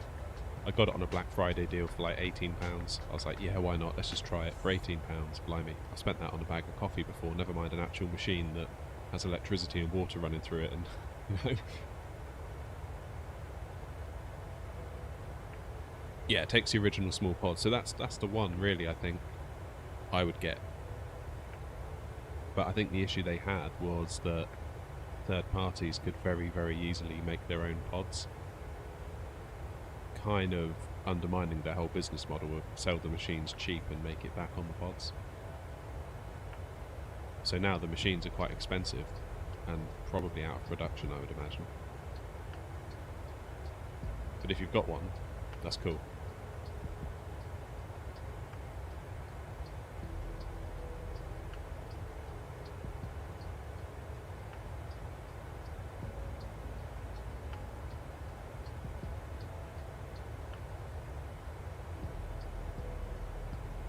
DeLonghi. Okay, I'm going to Google that. I think I know the one you mean.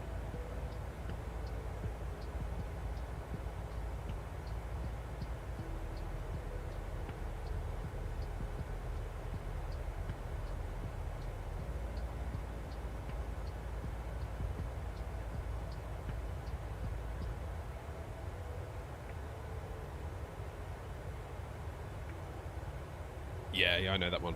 I know the one you mean.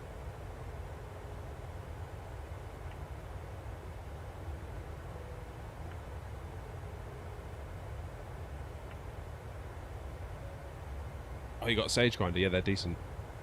Well, they do say you should spend as much or more on the grinder than you do on the machine, don't they? So that would make sense.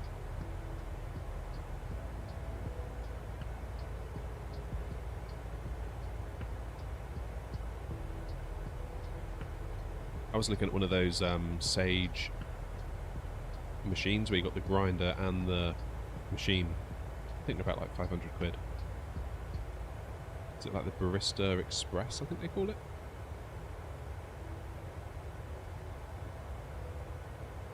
Yeah, that's the one.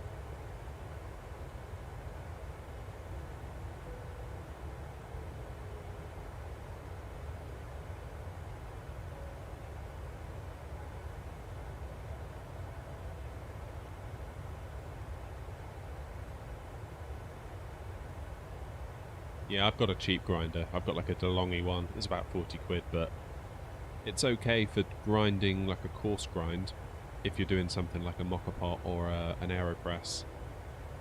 But to get espresso dust out of it is it's no good because the burrs are too small. So in order to make up for their small size, they run faster, which means they run hotter and you get like a burnt coffee almost.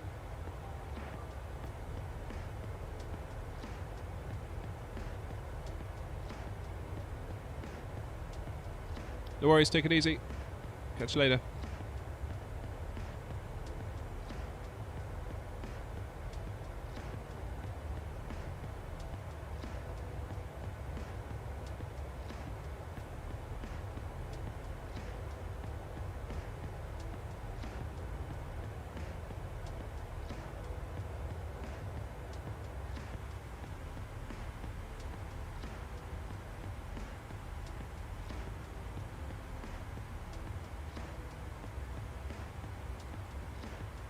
Right, I'm feeling good about this landing today.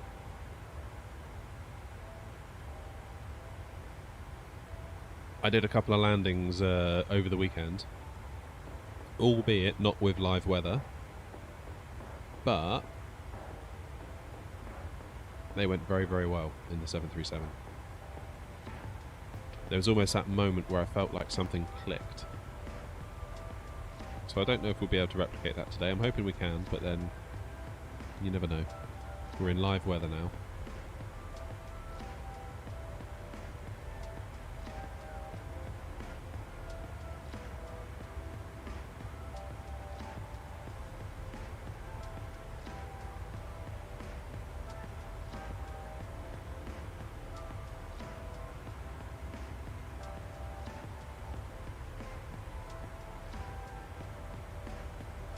We'll get some outside views on the go, I wonder. Turn it down a bit. because when you go outside it gets very loud. Yeah, let's smart cam it.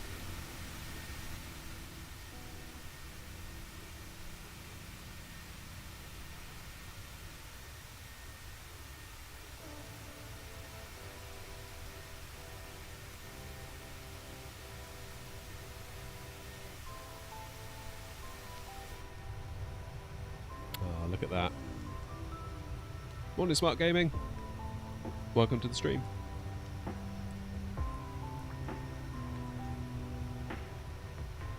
Nice to have you on board.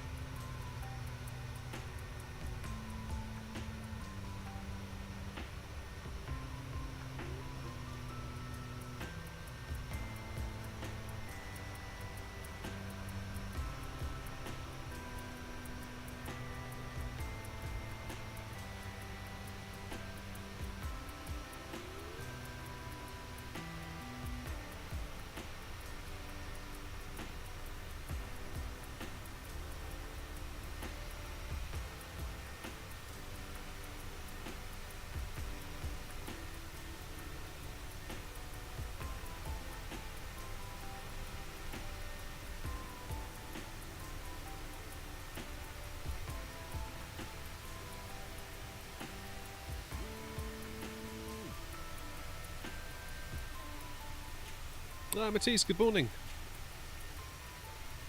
How are you?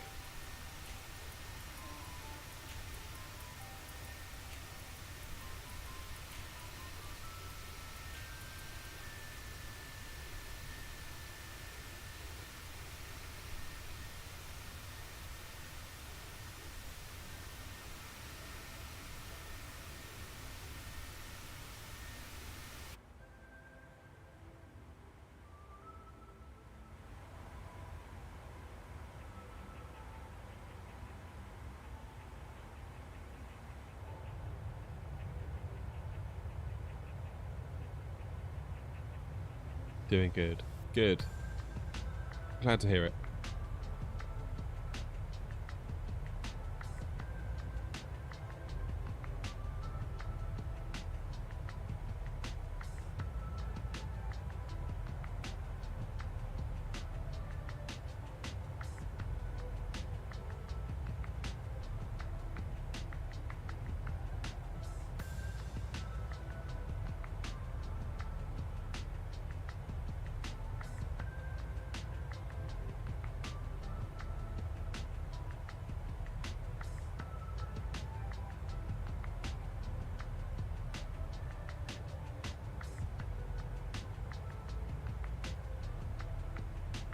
Right, how long till top of descent? Can't be far now.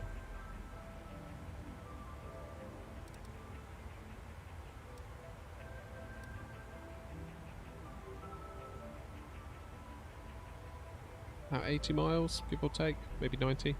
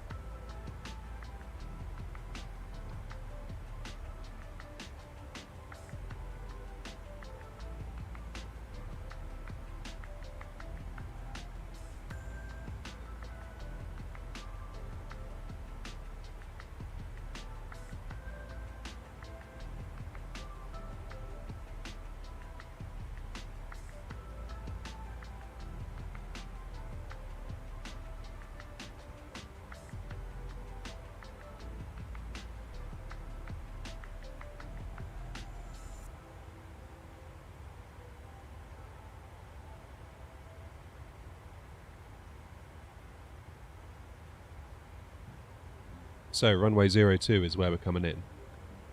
So we're going to head down south cross over the airport, go sort of roughly southeast, but more like south-southeast, and then do a bit of a teardrop back on ourselves, coming on runway 02, which I believe will take us out over the sea, and then we'll be coming into land over the sea, heading towards the coastline on the ILS.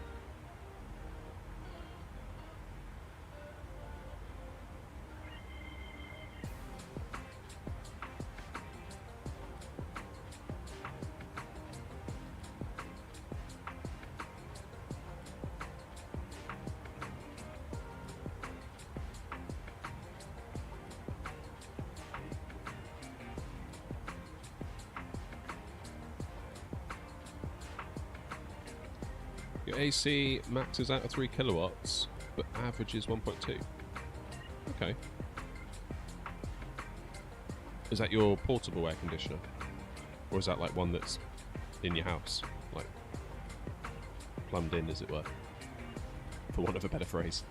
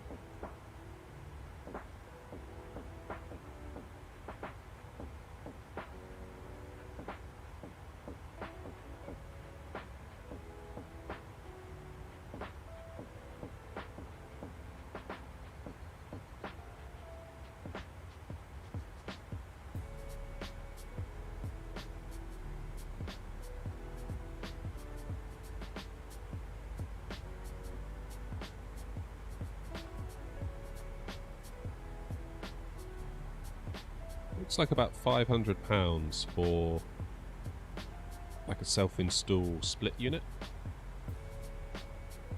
3.5 kilowatts LG, standard wall mounted, yada yada yada.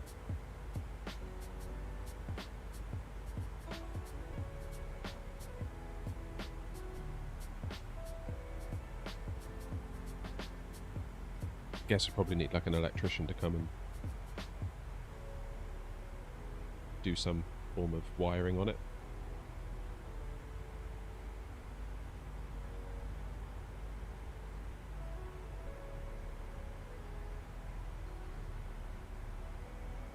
What's the frame rate today? Good question.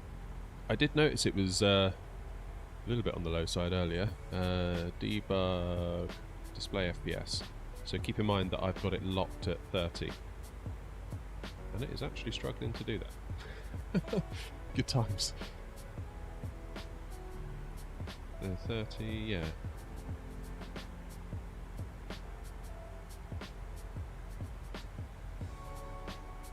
It's dipping a little bit, isn't it?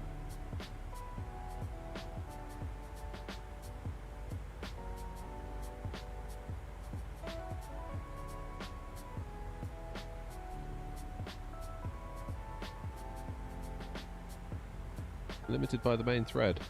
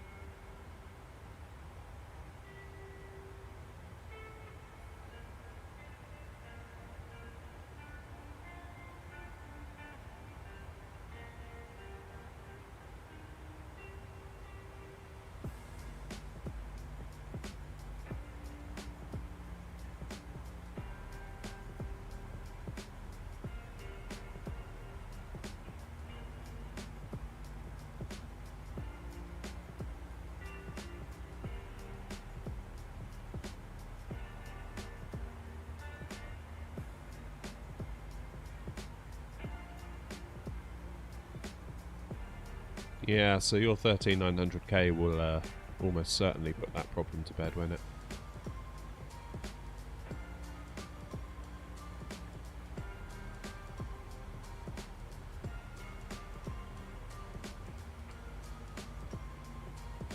What's going on here? So now the GPU's having a moment.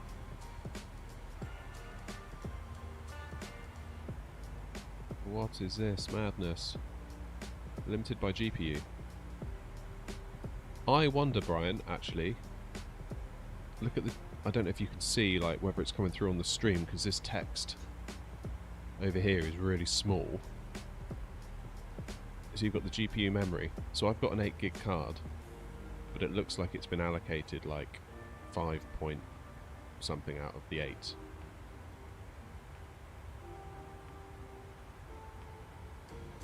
And I'm right on that limit. So I wonder whether things are having to get swapped out of GPU memory into like regular RAM, which is making the GPU go slow. And also whether that is then making the main thread be limited as well, because the main thread is constantly pulling stuff in and out of RAM, putting it into VRAM, putting it back into RAM, pulling it back out into VRAM. Whether I've got a vicious cycle going on there, perhaps.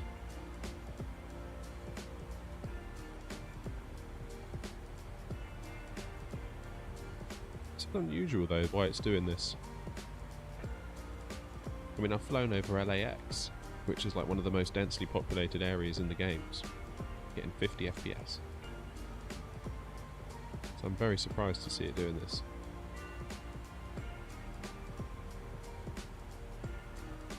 Unless, of course, I have like a Windows update going on in the background and that's doing something weird. I don't know.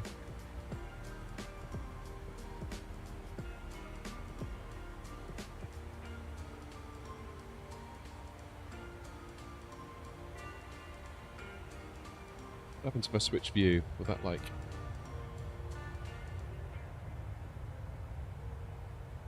give it the kick it needs?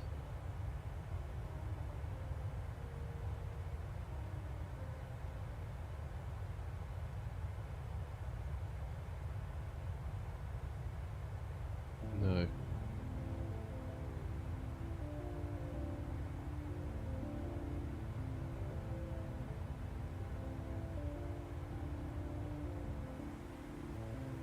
God, it is slow, isn't it?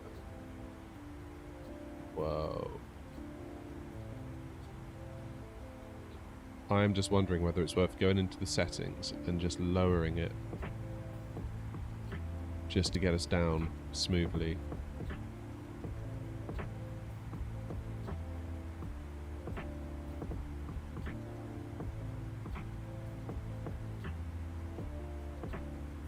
I'm going to put like 3,000 feet in the window up here just so that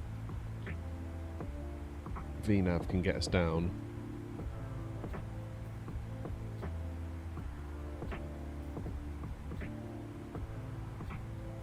Right, let's just dive into the settings real quick. At the expense of immersion and realism. Terrain level of detail. I had that at 200 earlier, and I brought it down to 150. Let's bring that down.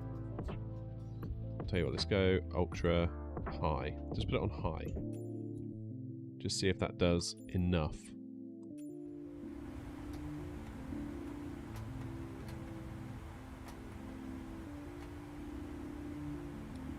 There we go.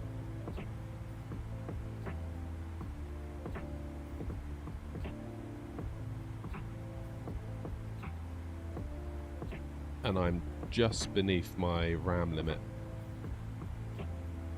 Why is my RAM... So it's going again, look. Ah! What's it doing?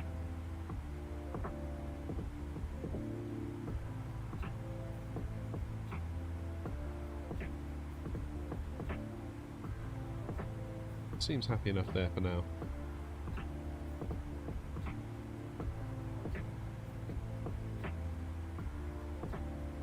There's not a huge amount going on here at the moment, so I'm surprised that it's having such a hard time. It's not like we're over New York or something. Maybe it's almost like a memory leak. So in software development, if you have a memory leak, it's almost like over time, your application is constantly just loading stuff into RAM, sort of gobbling up your RAM. The more time passes, the more RAM your application gobbles up, and then before you know it, you're in a position where you've run out of RAM and your whole system crashes. That's called a memory leak. Just wondering if something like that is happening, because we were fine on the ground in Bristol, we were fine on takeoff, we were fine all the way over Devon, over the coast of Brittany.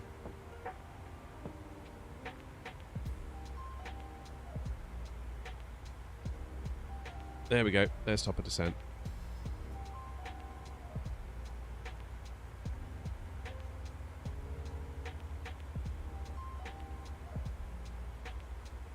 Yeah, so I'm just wondering if there's maybe a bit more at play here.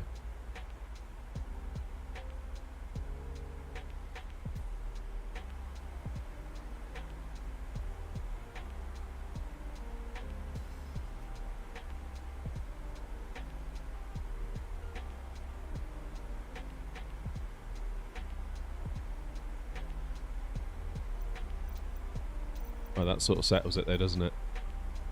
New GPU required.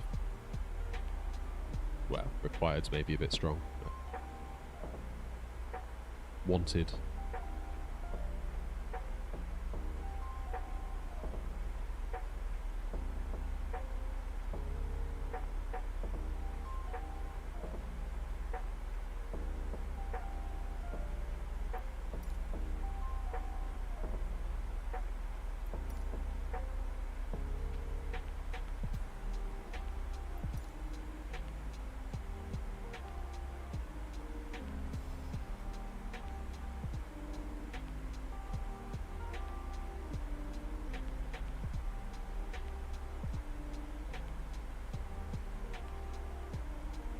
Nice.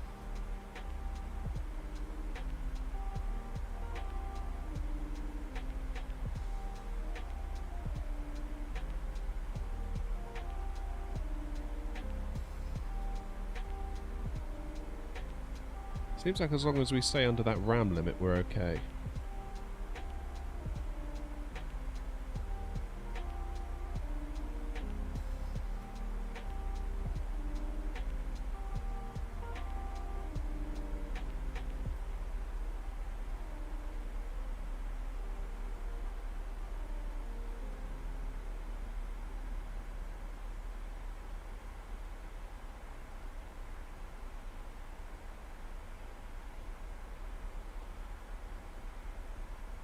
Right, so what's our ILS frequency?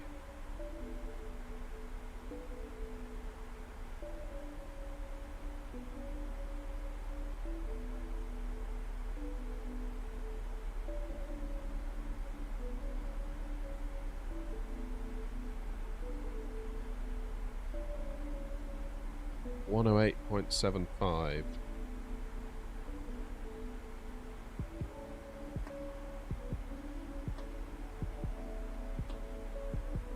Allegedly.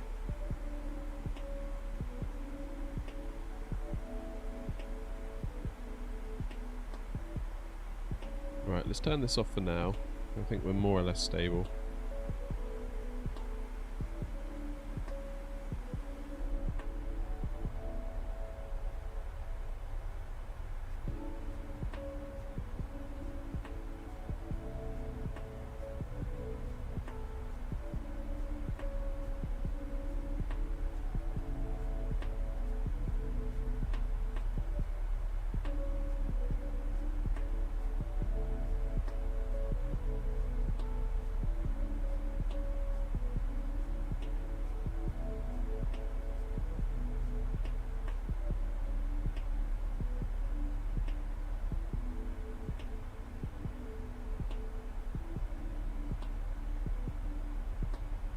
Interestingly, doing that flight to Malaga in the 737 in real life, the flaps and the landing gear came way later than I would have been comfortable with here in the sim.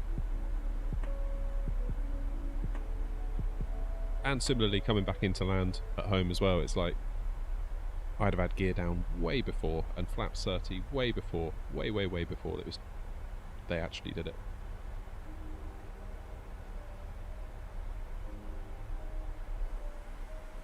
That's always interesting going on real flights to kind of see how it's really done.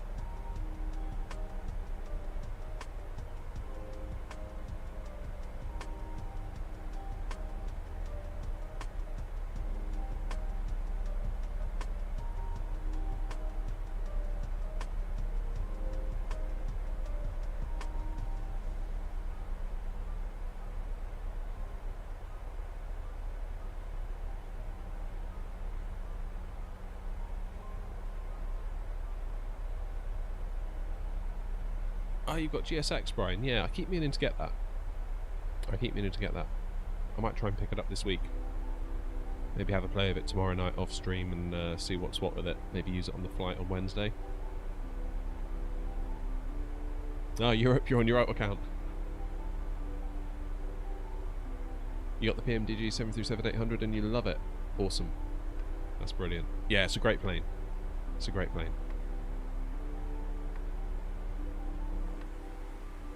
Yeah, it's quite incredible what they've done with it. Not cheap, but then also you can kind of see why it costs what it cost.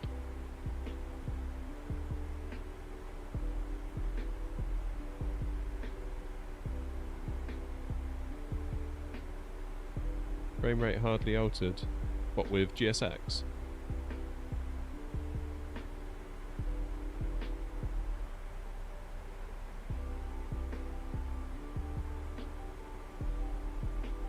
Oh, you just changed your name. Got it.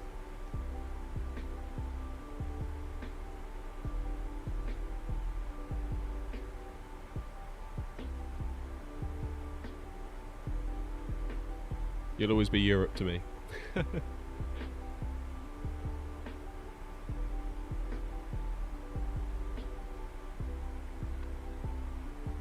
So that's Barcelona up ahead, I believe. Where's my mouse gone?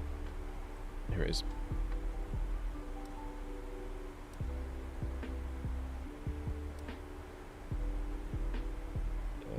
Got a little way to go yet. It's all good.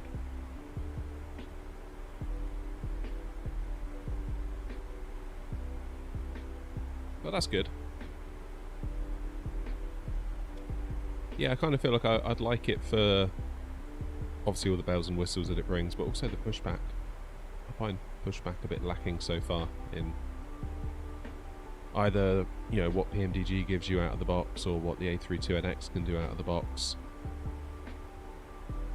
I found that plug-in, the toolbar plug-in, while it's really, really good, I had a few like weird clunkiness things going on with it.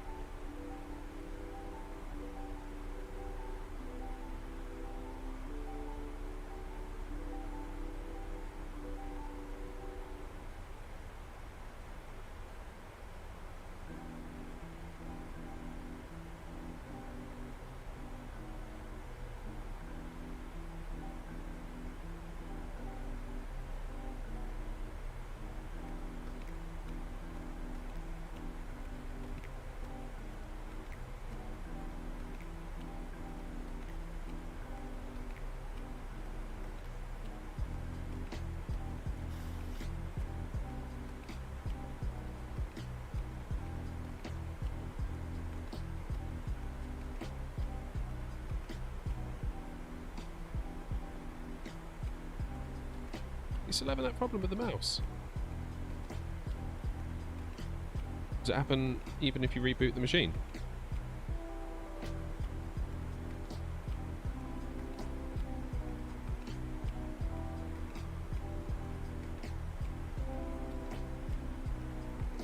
Have I heard anything about the A380 yet? No, other than what's been kind of in general circulation in the news and that kind of stuff. But yeah, not heard anything otherwise.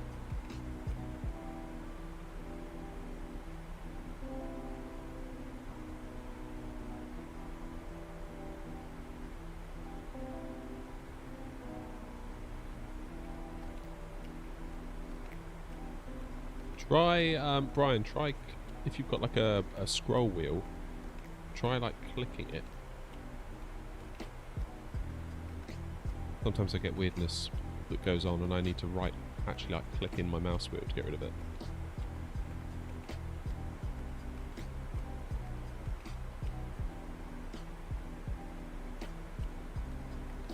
Yeah, Jalise will need to do some long haul stuff when that one comes out. That's going to be a special aircraft, I think.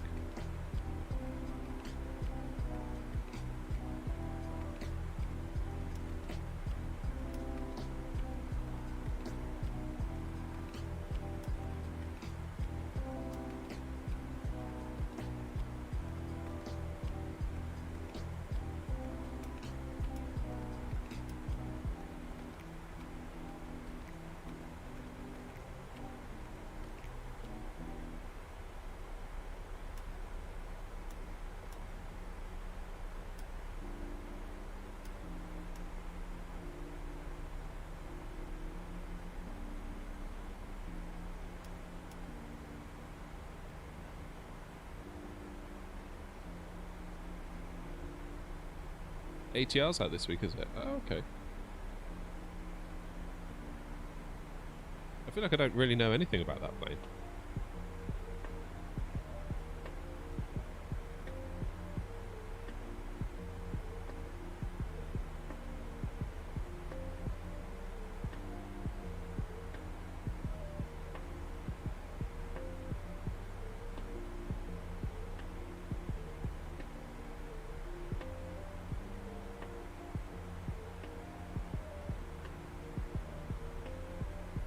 So it's a bit like the Dash 8, isn't it?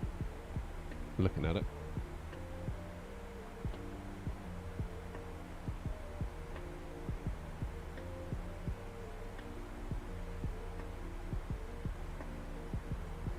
Oh, so this is the one that Microsoft are actually releasing themselves, isn't it? Albeit it's been developed by someone else.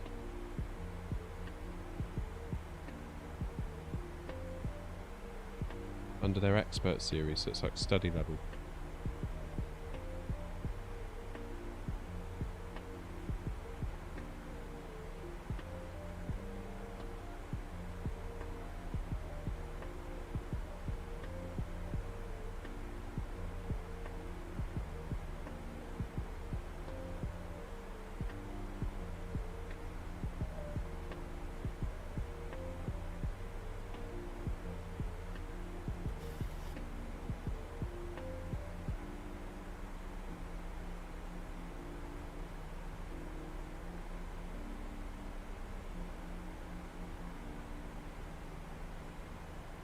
I don't think I've ever flown an ATR. I've flown on a Dash 8 a few times. The Q400?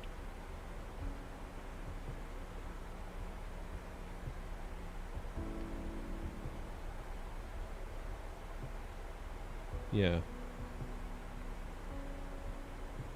Yeah, that's the one. I've been on the Dash 8 Q400. Many times, in fact. That should be how I used to get to work on one of those. Going over to Dublin.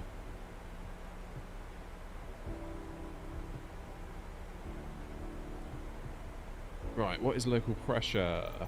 Didn't check, did I? It's almost time for that kind of stuff.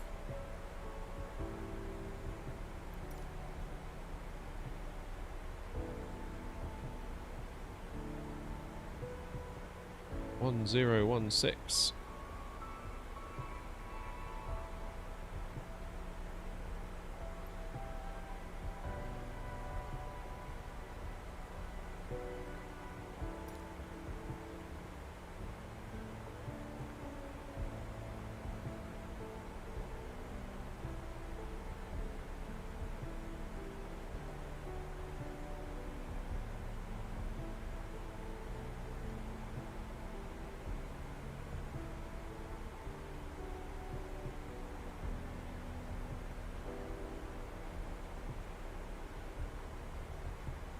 Yeah, it would be cool to have a plane of that class, I think. Because I noticed when the World Update came out for like New Zealand, there was a lot of island-based airports that you'd struggle to get an A320 or a 737 down or up on one of those, but maybe something like this you could have gotten away with it. And like you say, yes, islands of the Solomon, Caribbean. It's a great little island hopper, isn't it? 17C a bit cold. Ryan, what are you talking about? That's like tropical for us.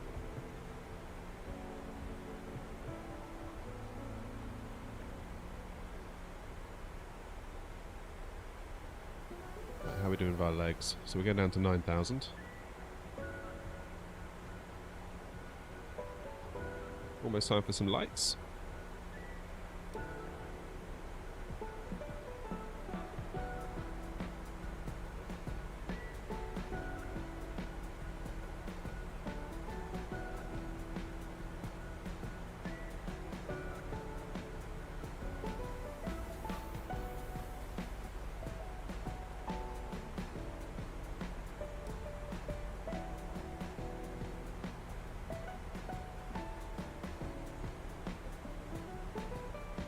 Maybe I should do like a regional livery if I got one of those. Like Air Not Connect or something like that.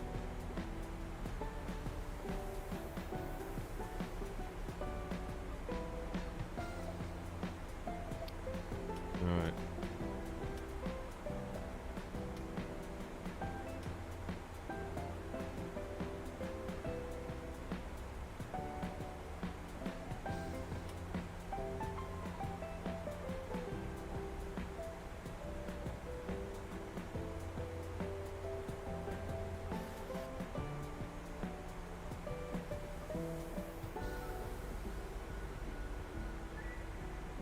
.27 at the moment, wow.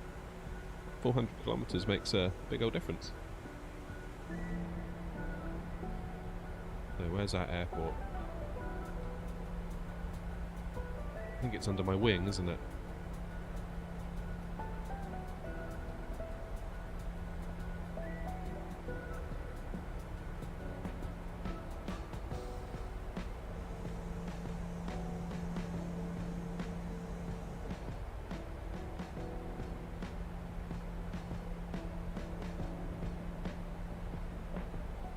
There it is.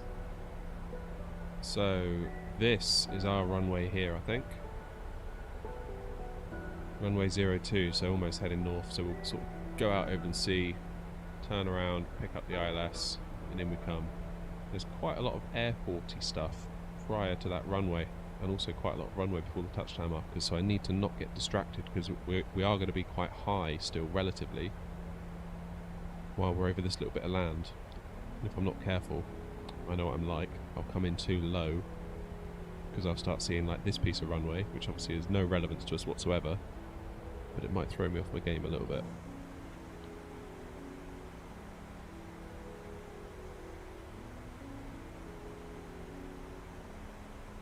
Right. Flaps 30, 149.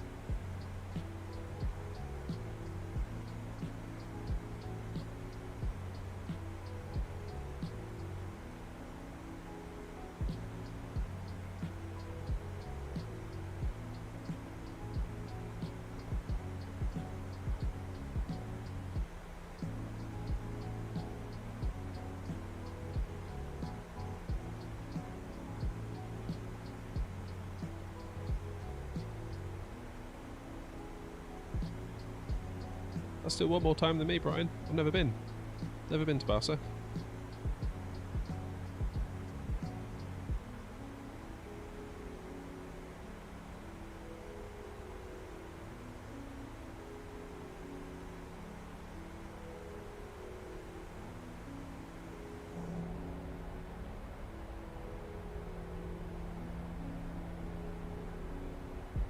I'd like to. It seems like it would be a sensible place to go because it's the sort of place that you quite often get like cheap weekend deals. You could go to Barcelona for the weekend for relatively little money. Right. ILS is alive, that's good. Even though we're going the wrong direction. Oh no, wait, that isn't it, is it? Ignore me.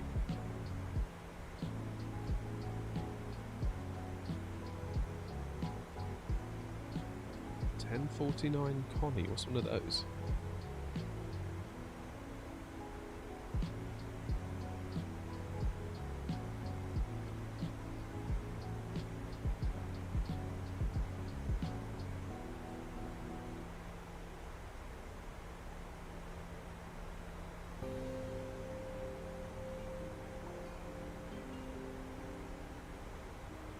Oh, Constellation. Oh, that's old school. Love it. Where did you fly from?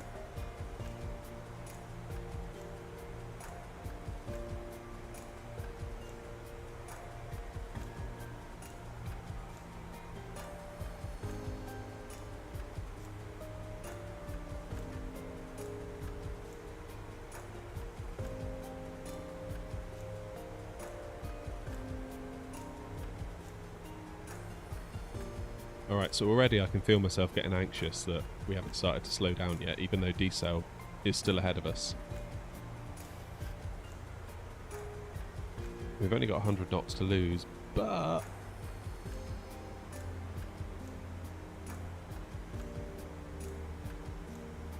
See, this is what I was saying, like, in the real flight, flaps 30 came really late on the approach. Gear down, really late on the approach, like 1,000 feet I would say. EGGW.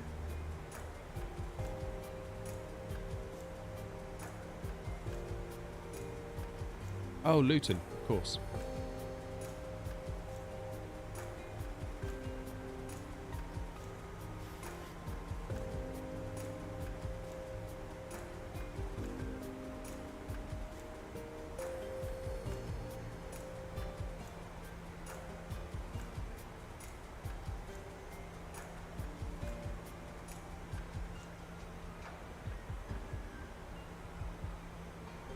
Right, time to start slowing ourselves down then.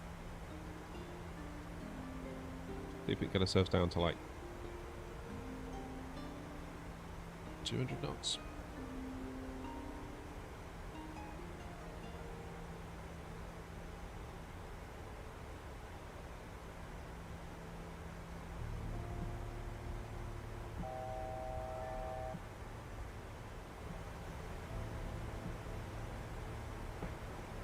I've never flown out of Luton on here before, maybe I should.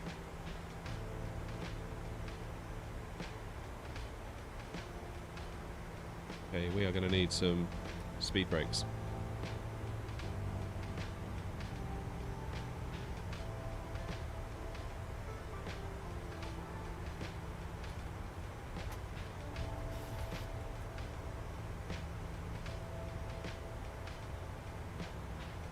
Because the runway is only 10 miles out.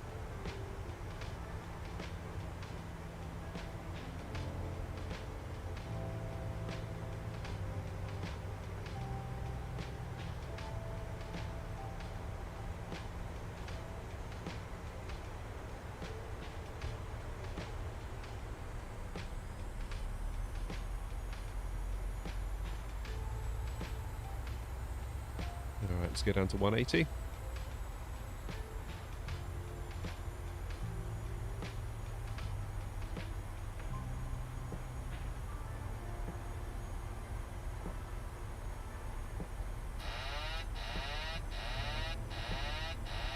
And take control.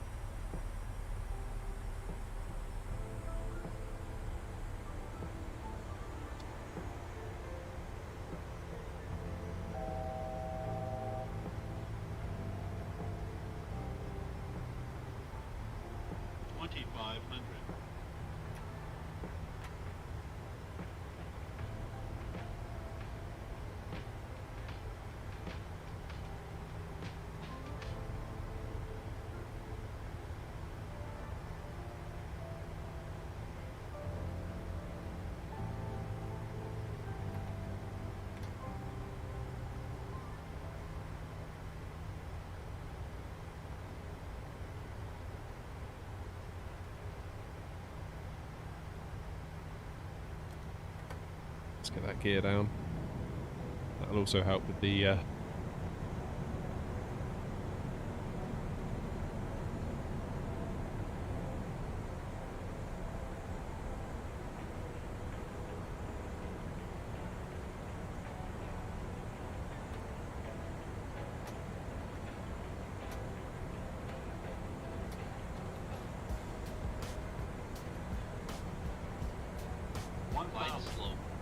whoa. I let that one fall, didn't I? Getting distracted. Glide slow. Glide slow. There we go. Right, let's try that again, shall we?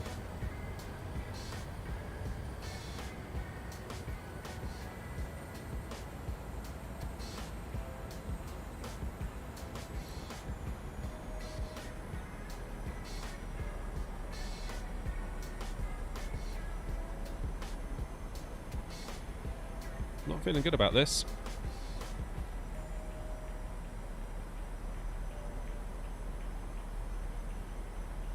Okay, we need to get a little bit over to the right.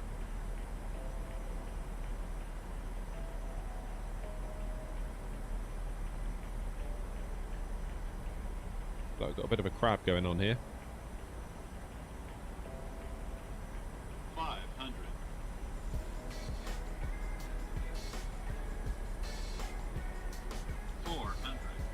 Airspeed's low. Airspeed full. 300.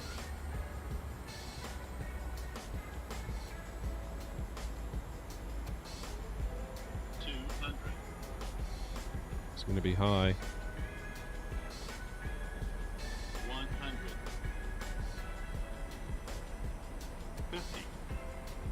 30. 20. 10.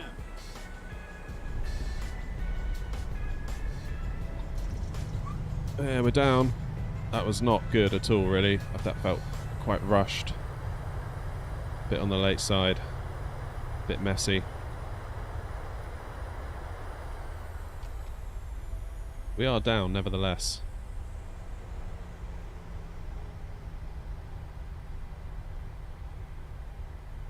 Right, where do we go? Probably over this way? Yeah, this way.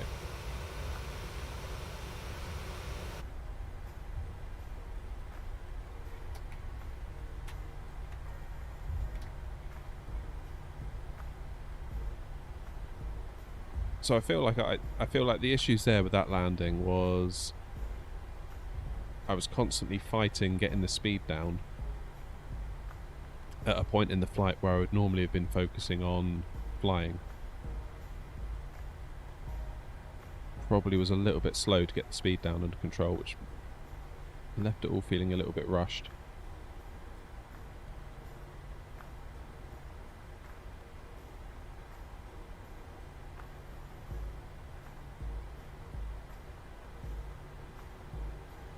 I must admit, I'm tempted to go up and have another go. We've got the time. Should we do one last little lap? Let's taxi ourselves back down. Go and do a quick loop.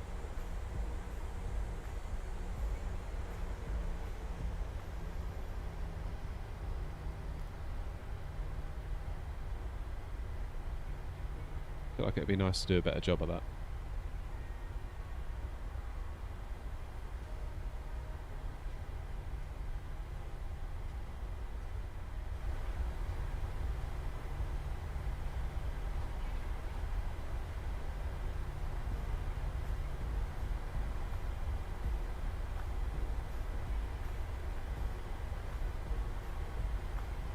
We'll give it one more go. Should have enough fuel to get up and around.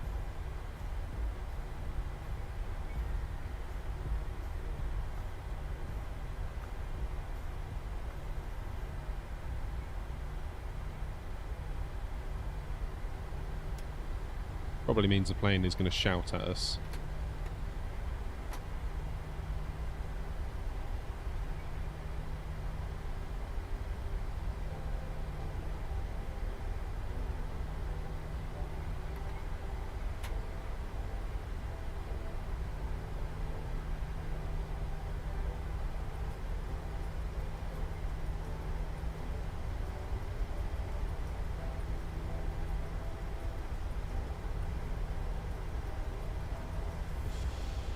Yeah, we'll just go up and around, do a little loop.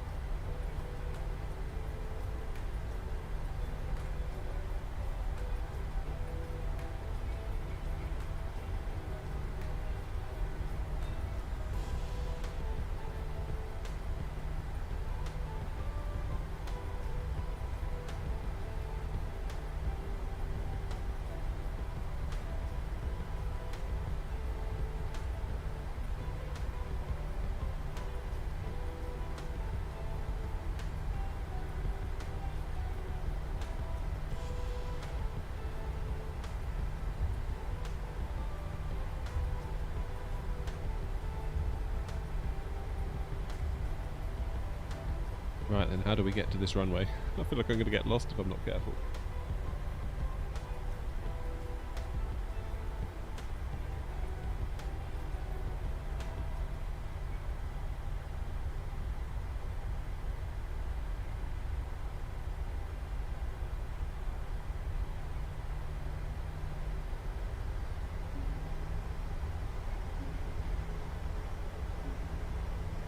So we may get some warnings on takeoff.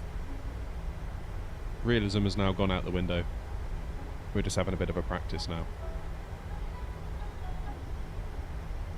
Trying to get good on that yoke.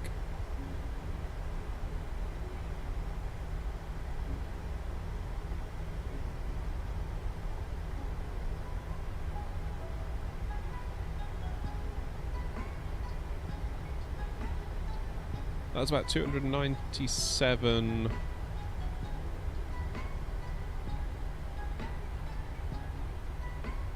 feet per minute, that last landing. So not too bad. Well inside of causing any damage or throwing the passengers around too much.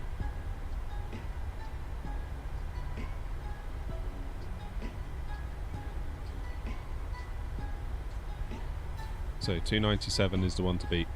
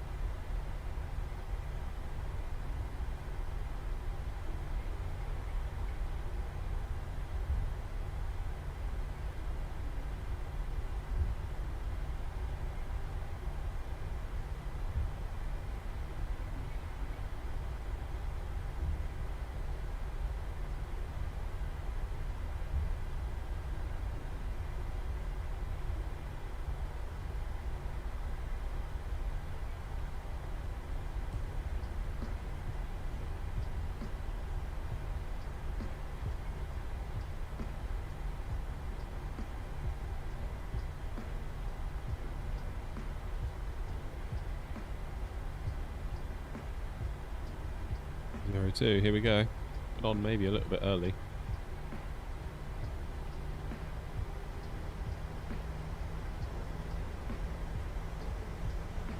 Just wondering if we're going to have time to take off. Maybe I've jumped on too early. We'll see.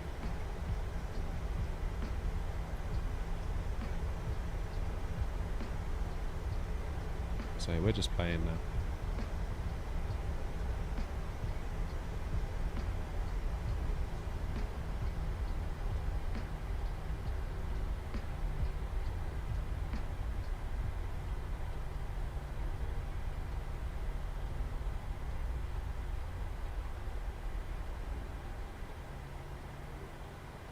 This might be a struggle. Let's see if we can do it.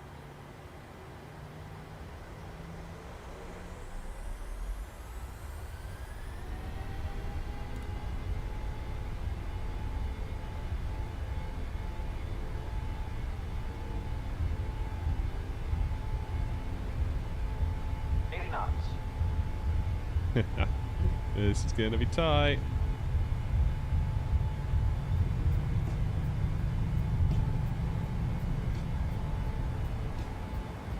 Easy.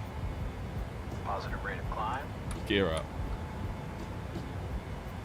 Okay, so the plan is 3,000 feet. Not like that though, blimey.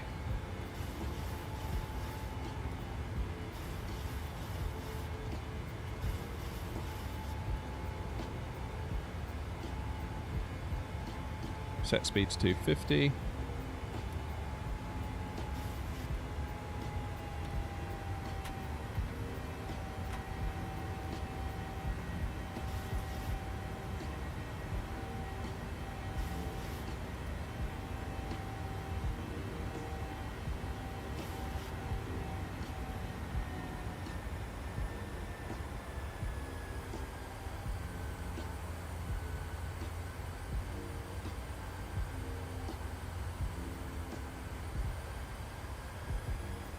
I think we just took off on completely the wrong runway.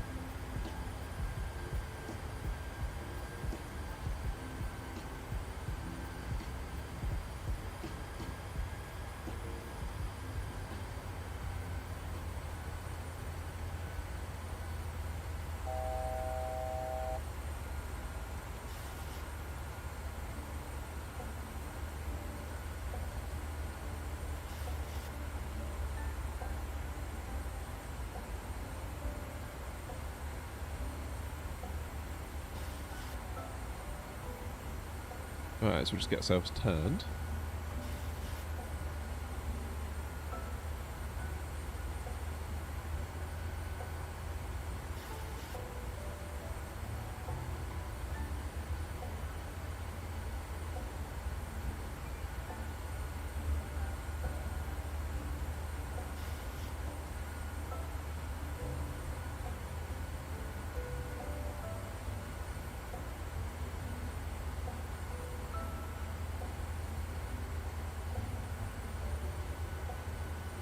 Yeah, so we just took off there on runway 07, so we're going to come into land on runway 02.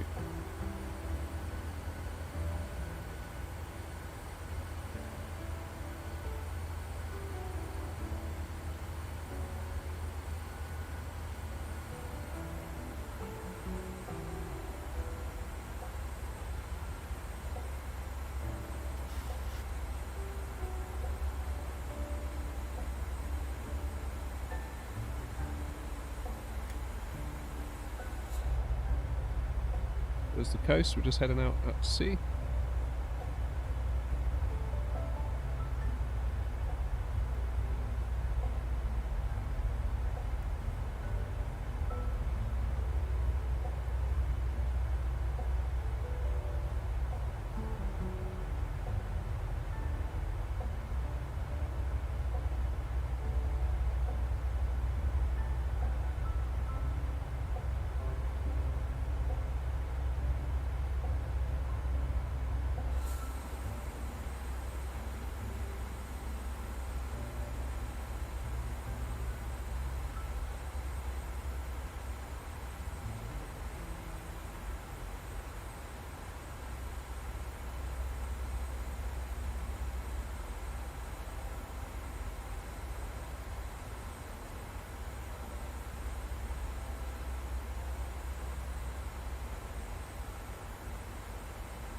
Just wondering if we can quickly get ourselves programmed in.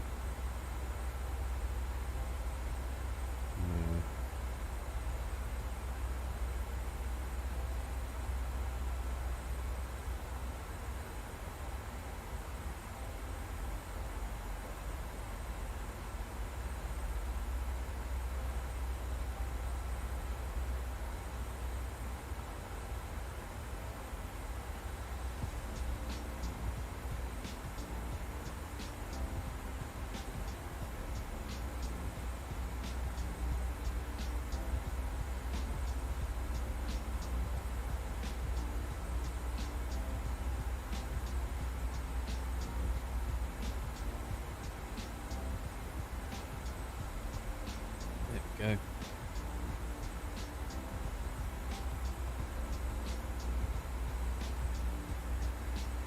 least we've got a little route on the ND now.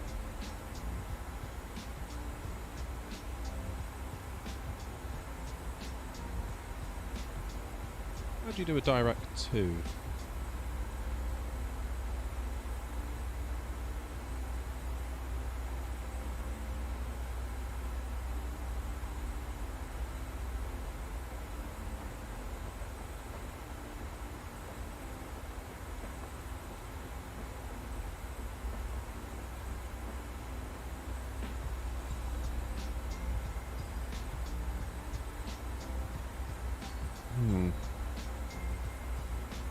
Sure how you tell it to go straight to Vibim, sort of ignoring all the other stuff.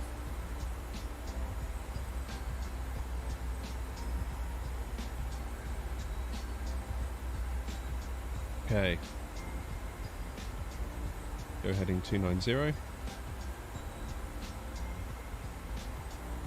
That's good enough.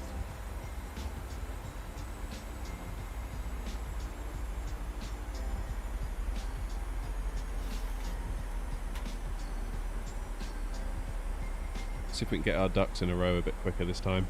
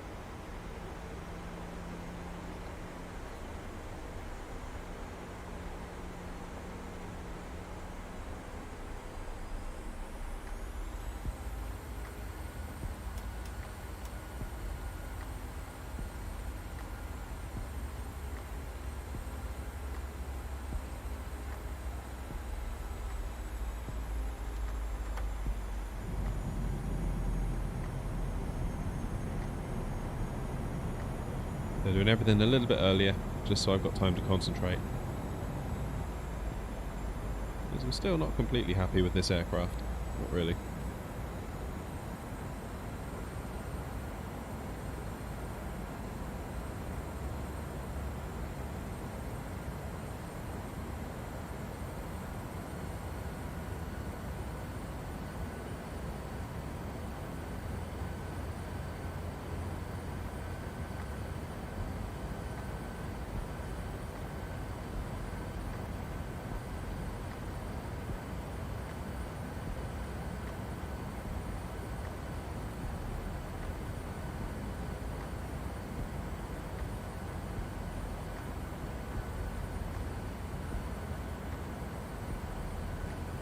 Right, ILS is alive.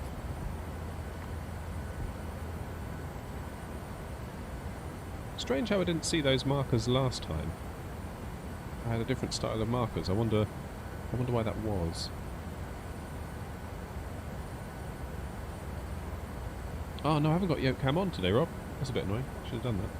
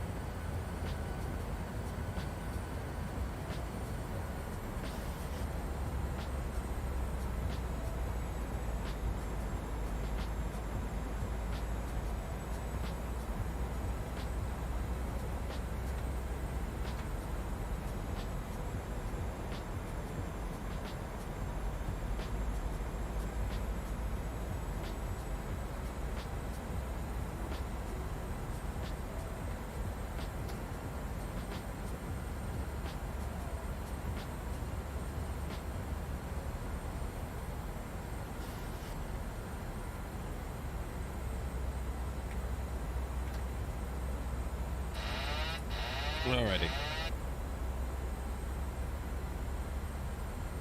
My airplane. See if I can do a better job this time round.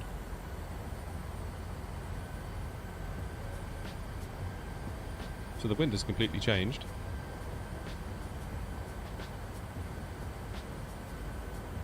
We have a full-on crosswind.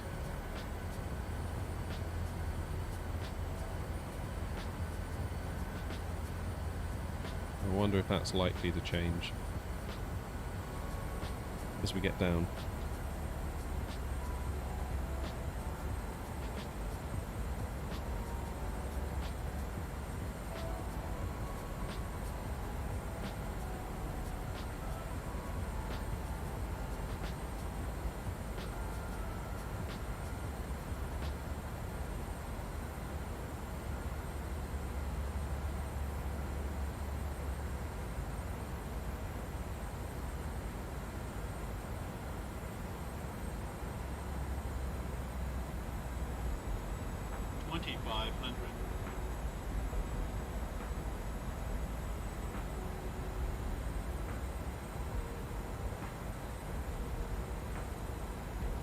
Let's get ourselves lined up.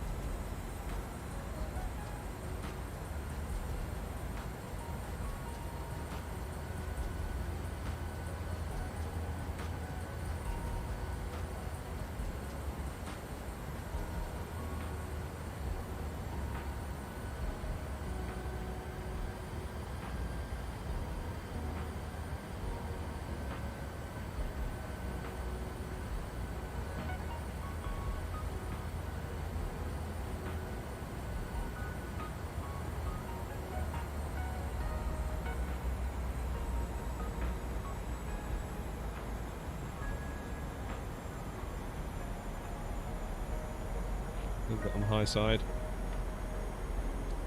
Too busy focusing on getting us lined up. I forgot the...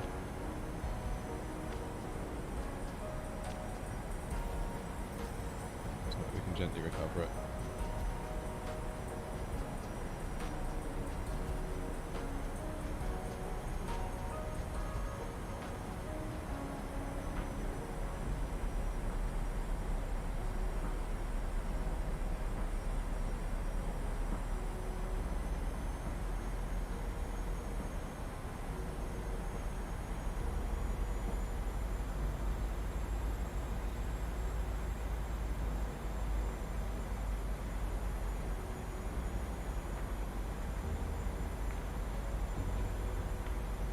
Okay, picture's looking good. 1,000.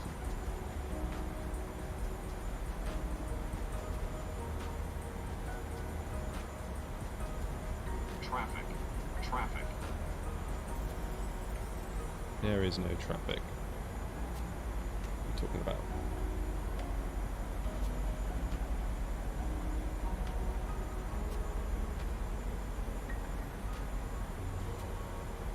Getting blown to the left here.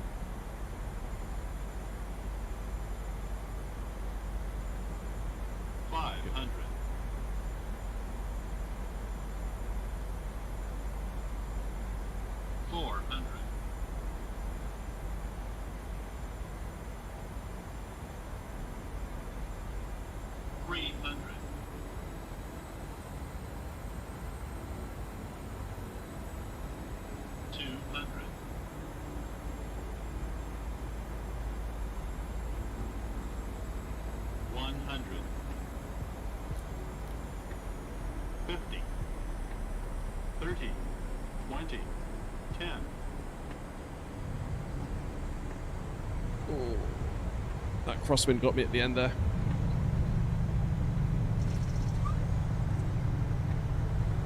It's windy here today. Not by much, but definitely gets you.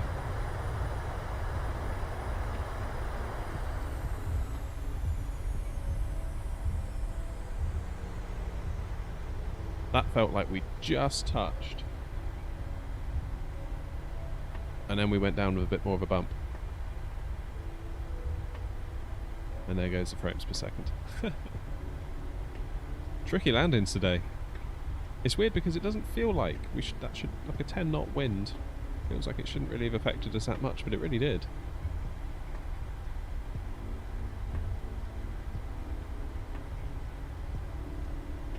That was good fun. Even though the 737 stresses me out compared to the A320, it is good fun. Oh, what's my frames doing now?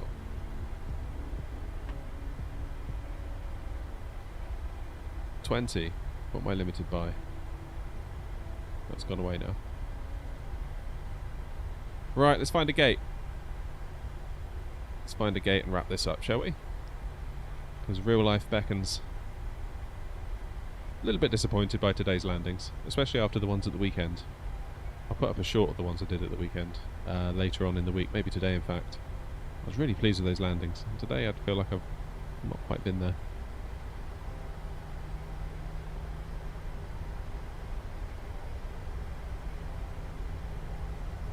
But these things happen.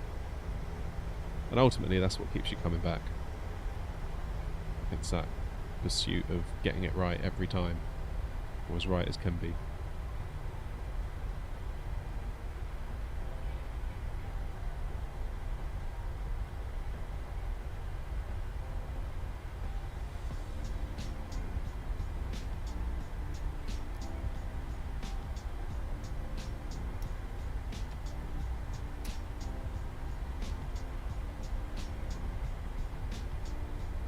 Yeah, we'll be here Wednesday, Brian. Maybe one in the evening as well, Tuesday or Thursday. Try and get an evening one in this week. I've been slacking on the evening ones lately, just because I've been making videos and other things around the streams. But I kind of feel like there's a group of people that I used to see quite regularly on the evening ones that I haven't seen in a long time. Probably they think I've stopped, which isn't kind of what I want to have them think. Man, it's blowing a gale outside. I can hear the rain like pelting down on my roof.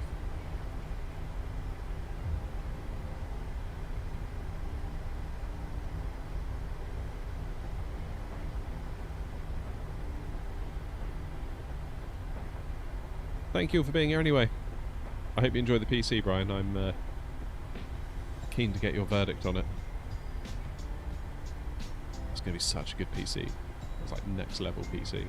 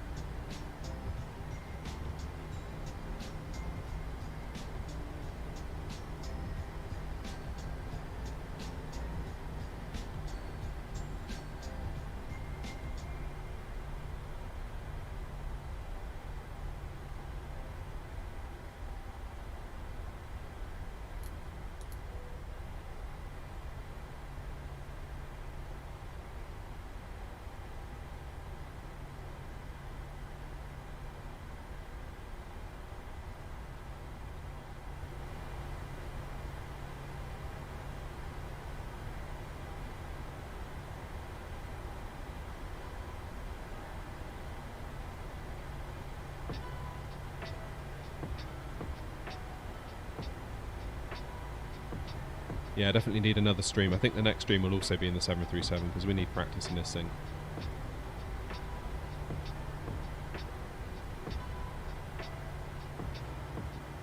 Lots and lots of practice in this one.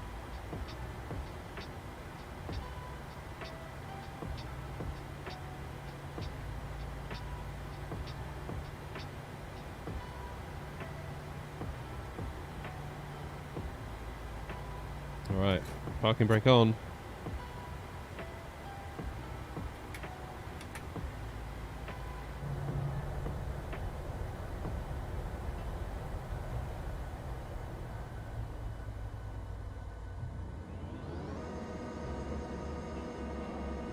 There we have it.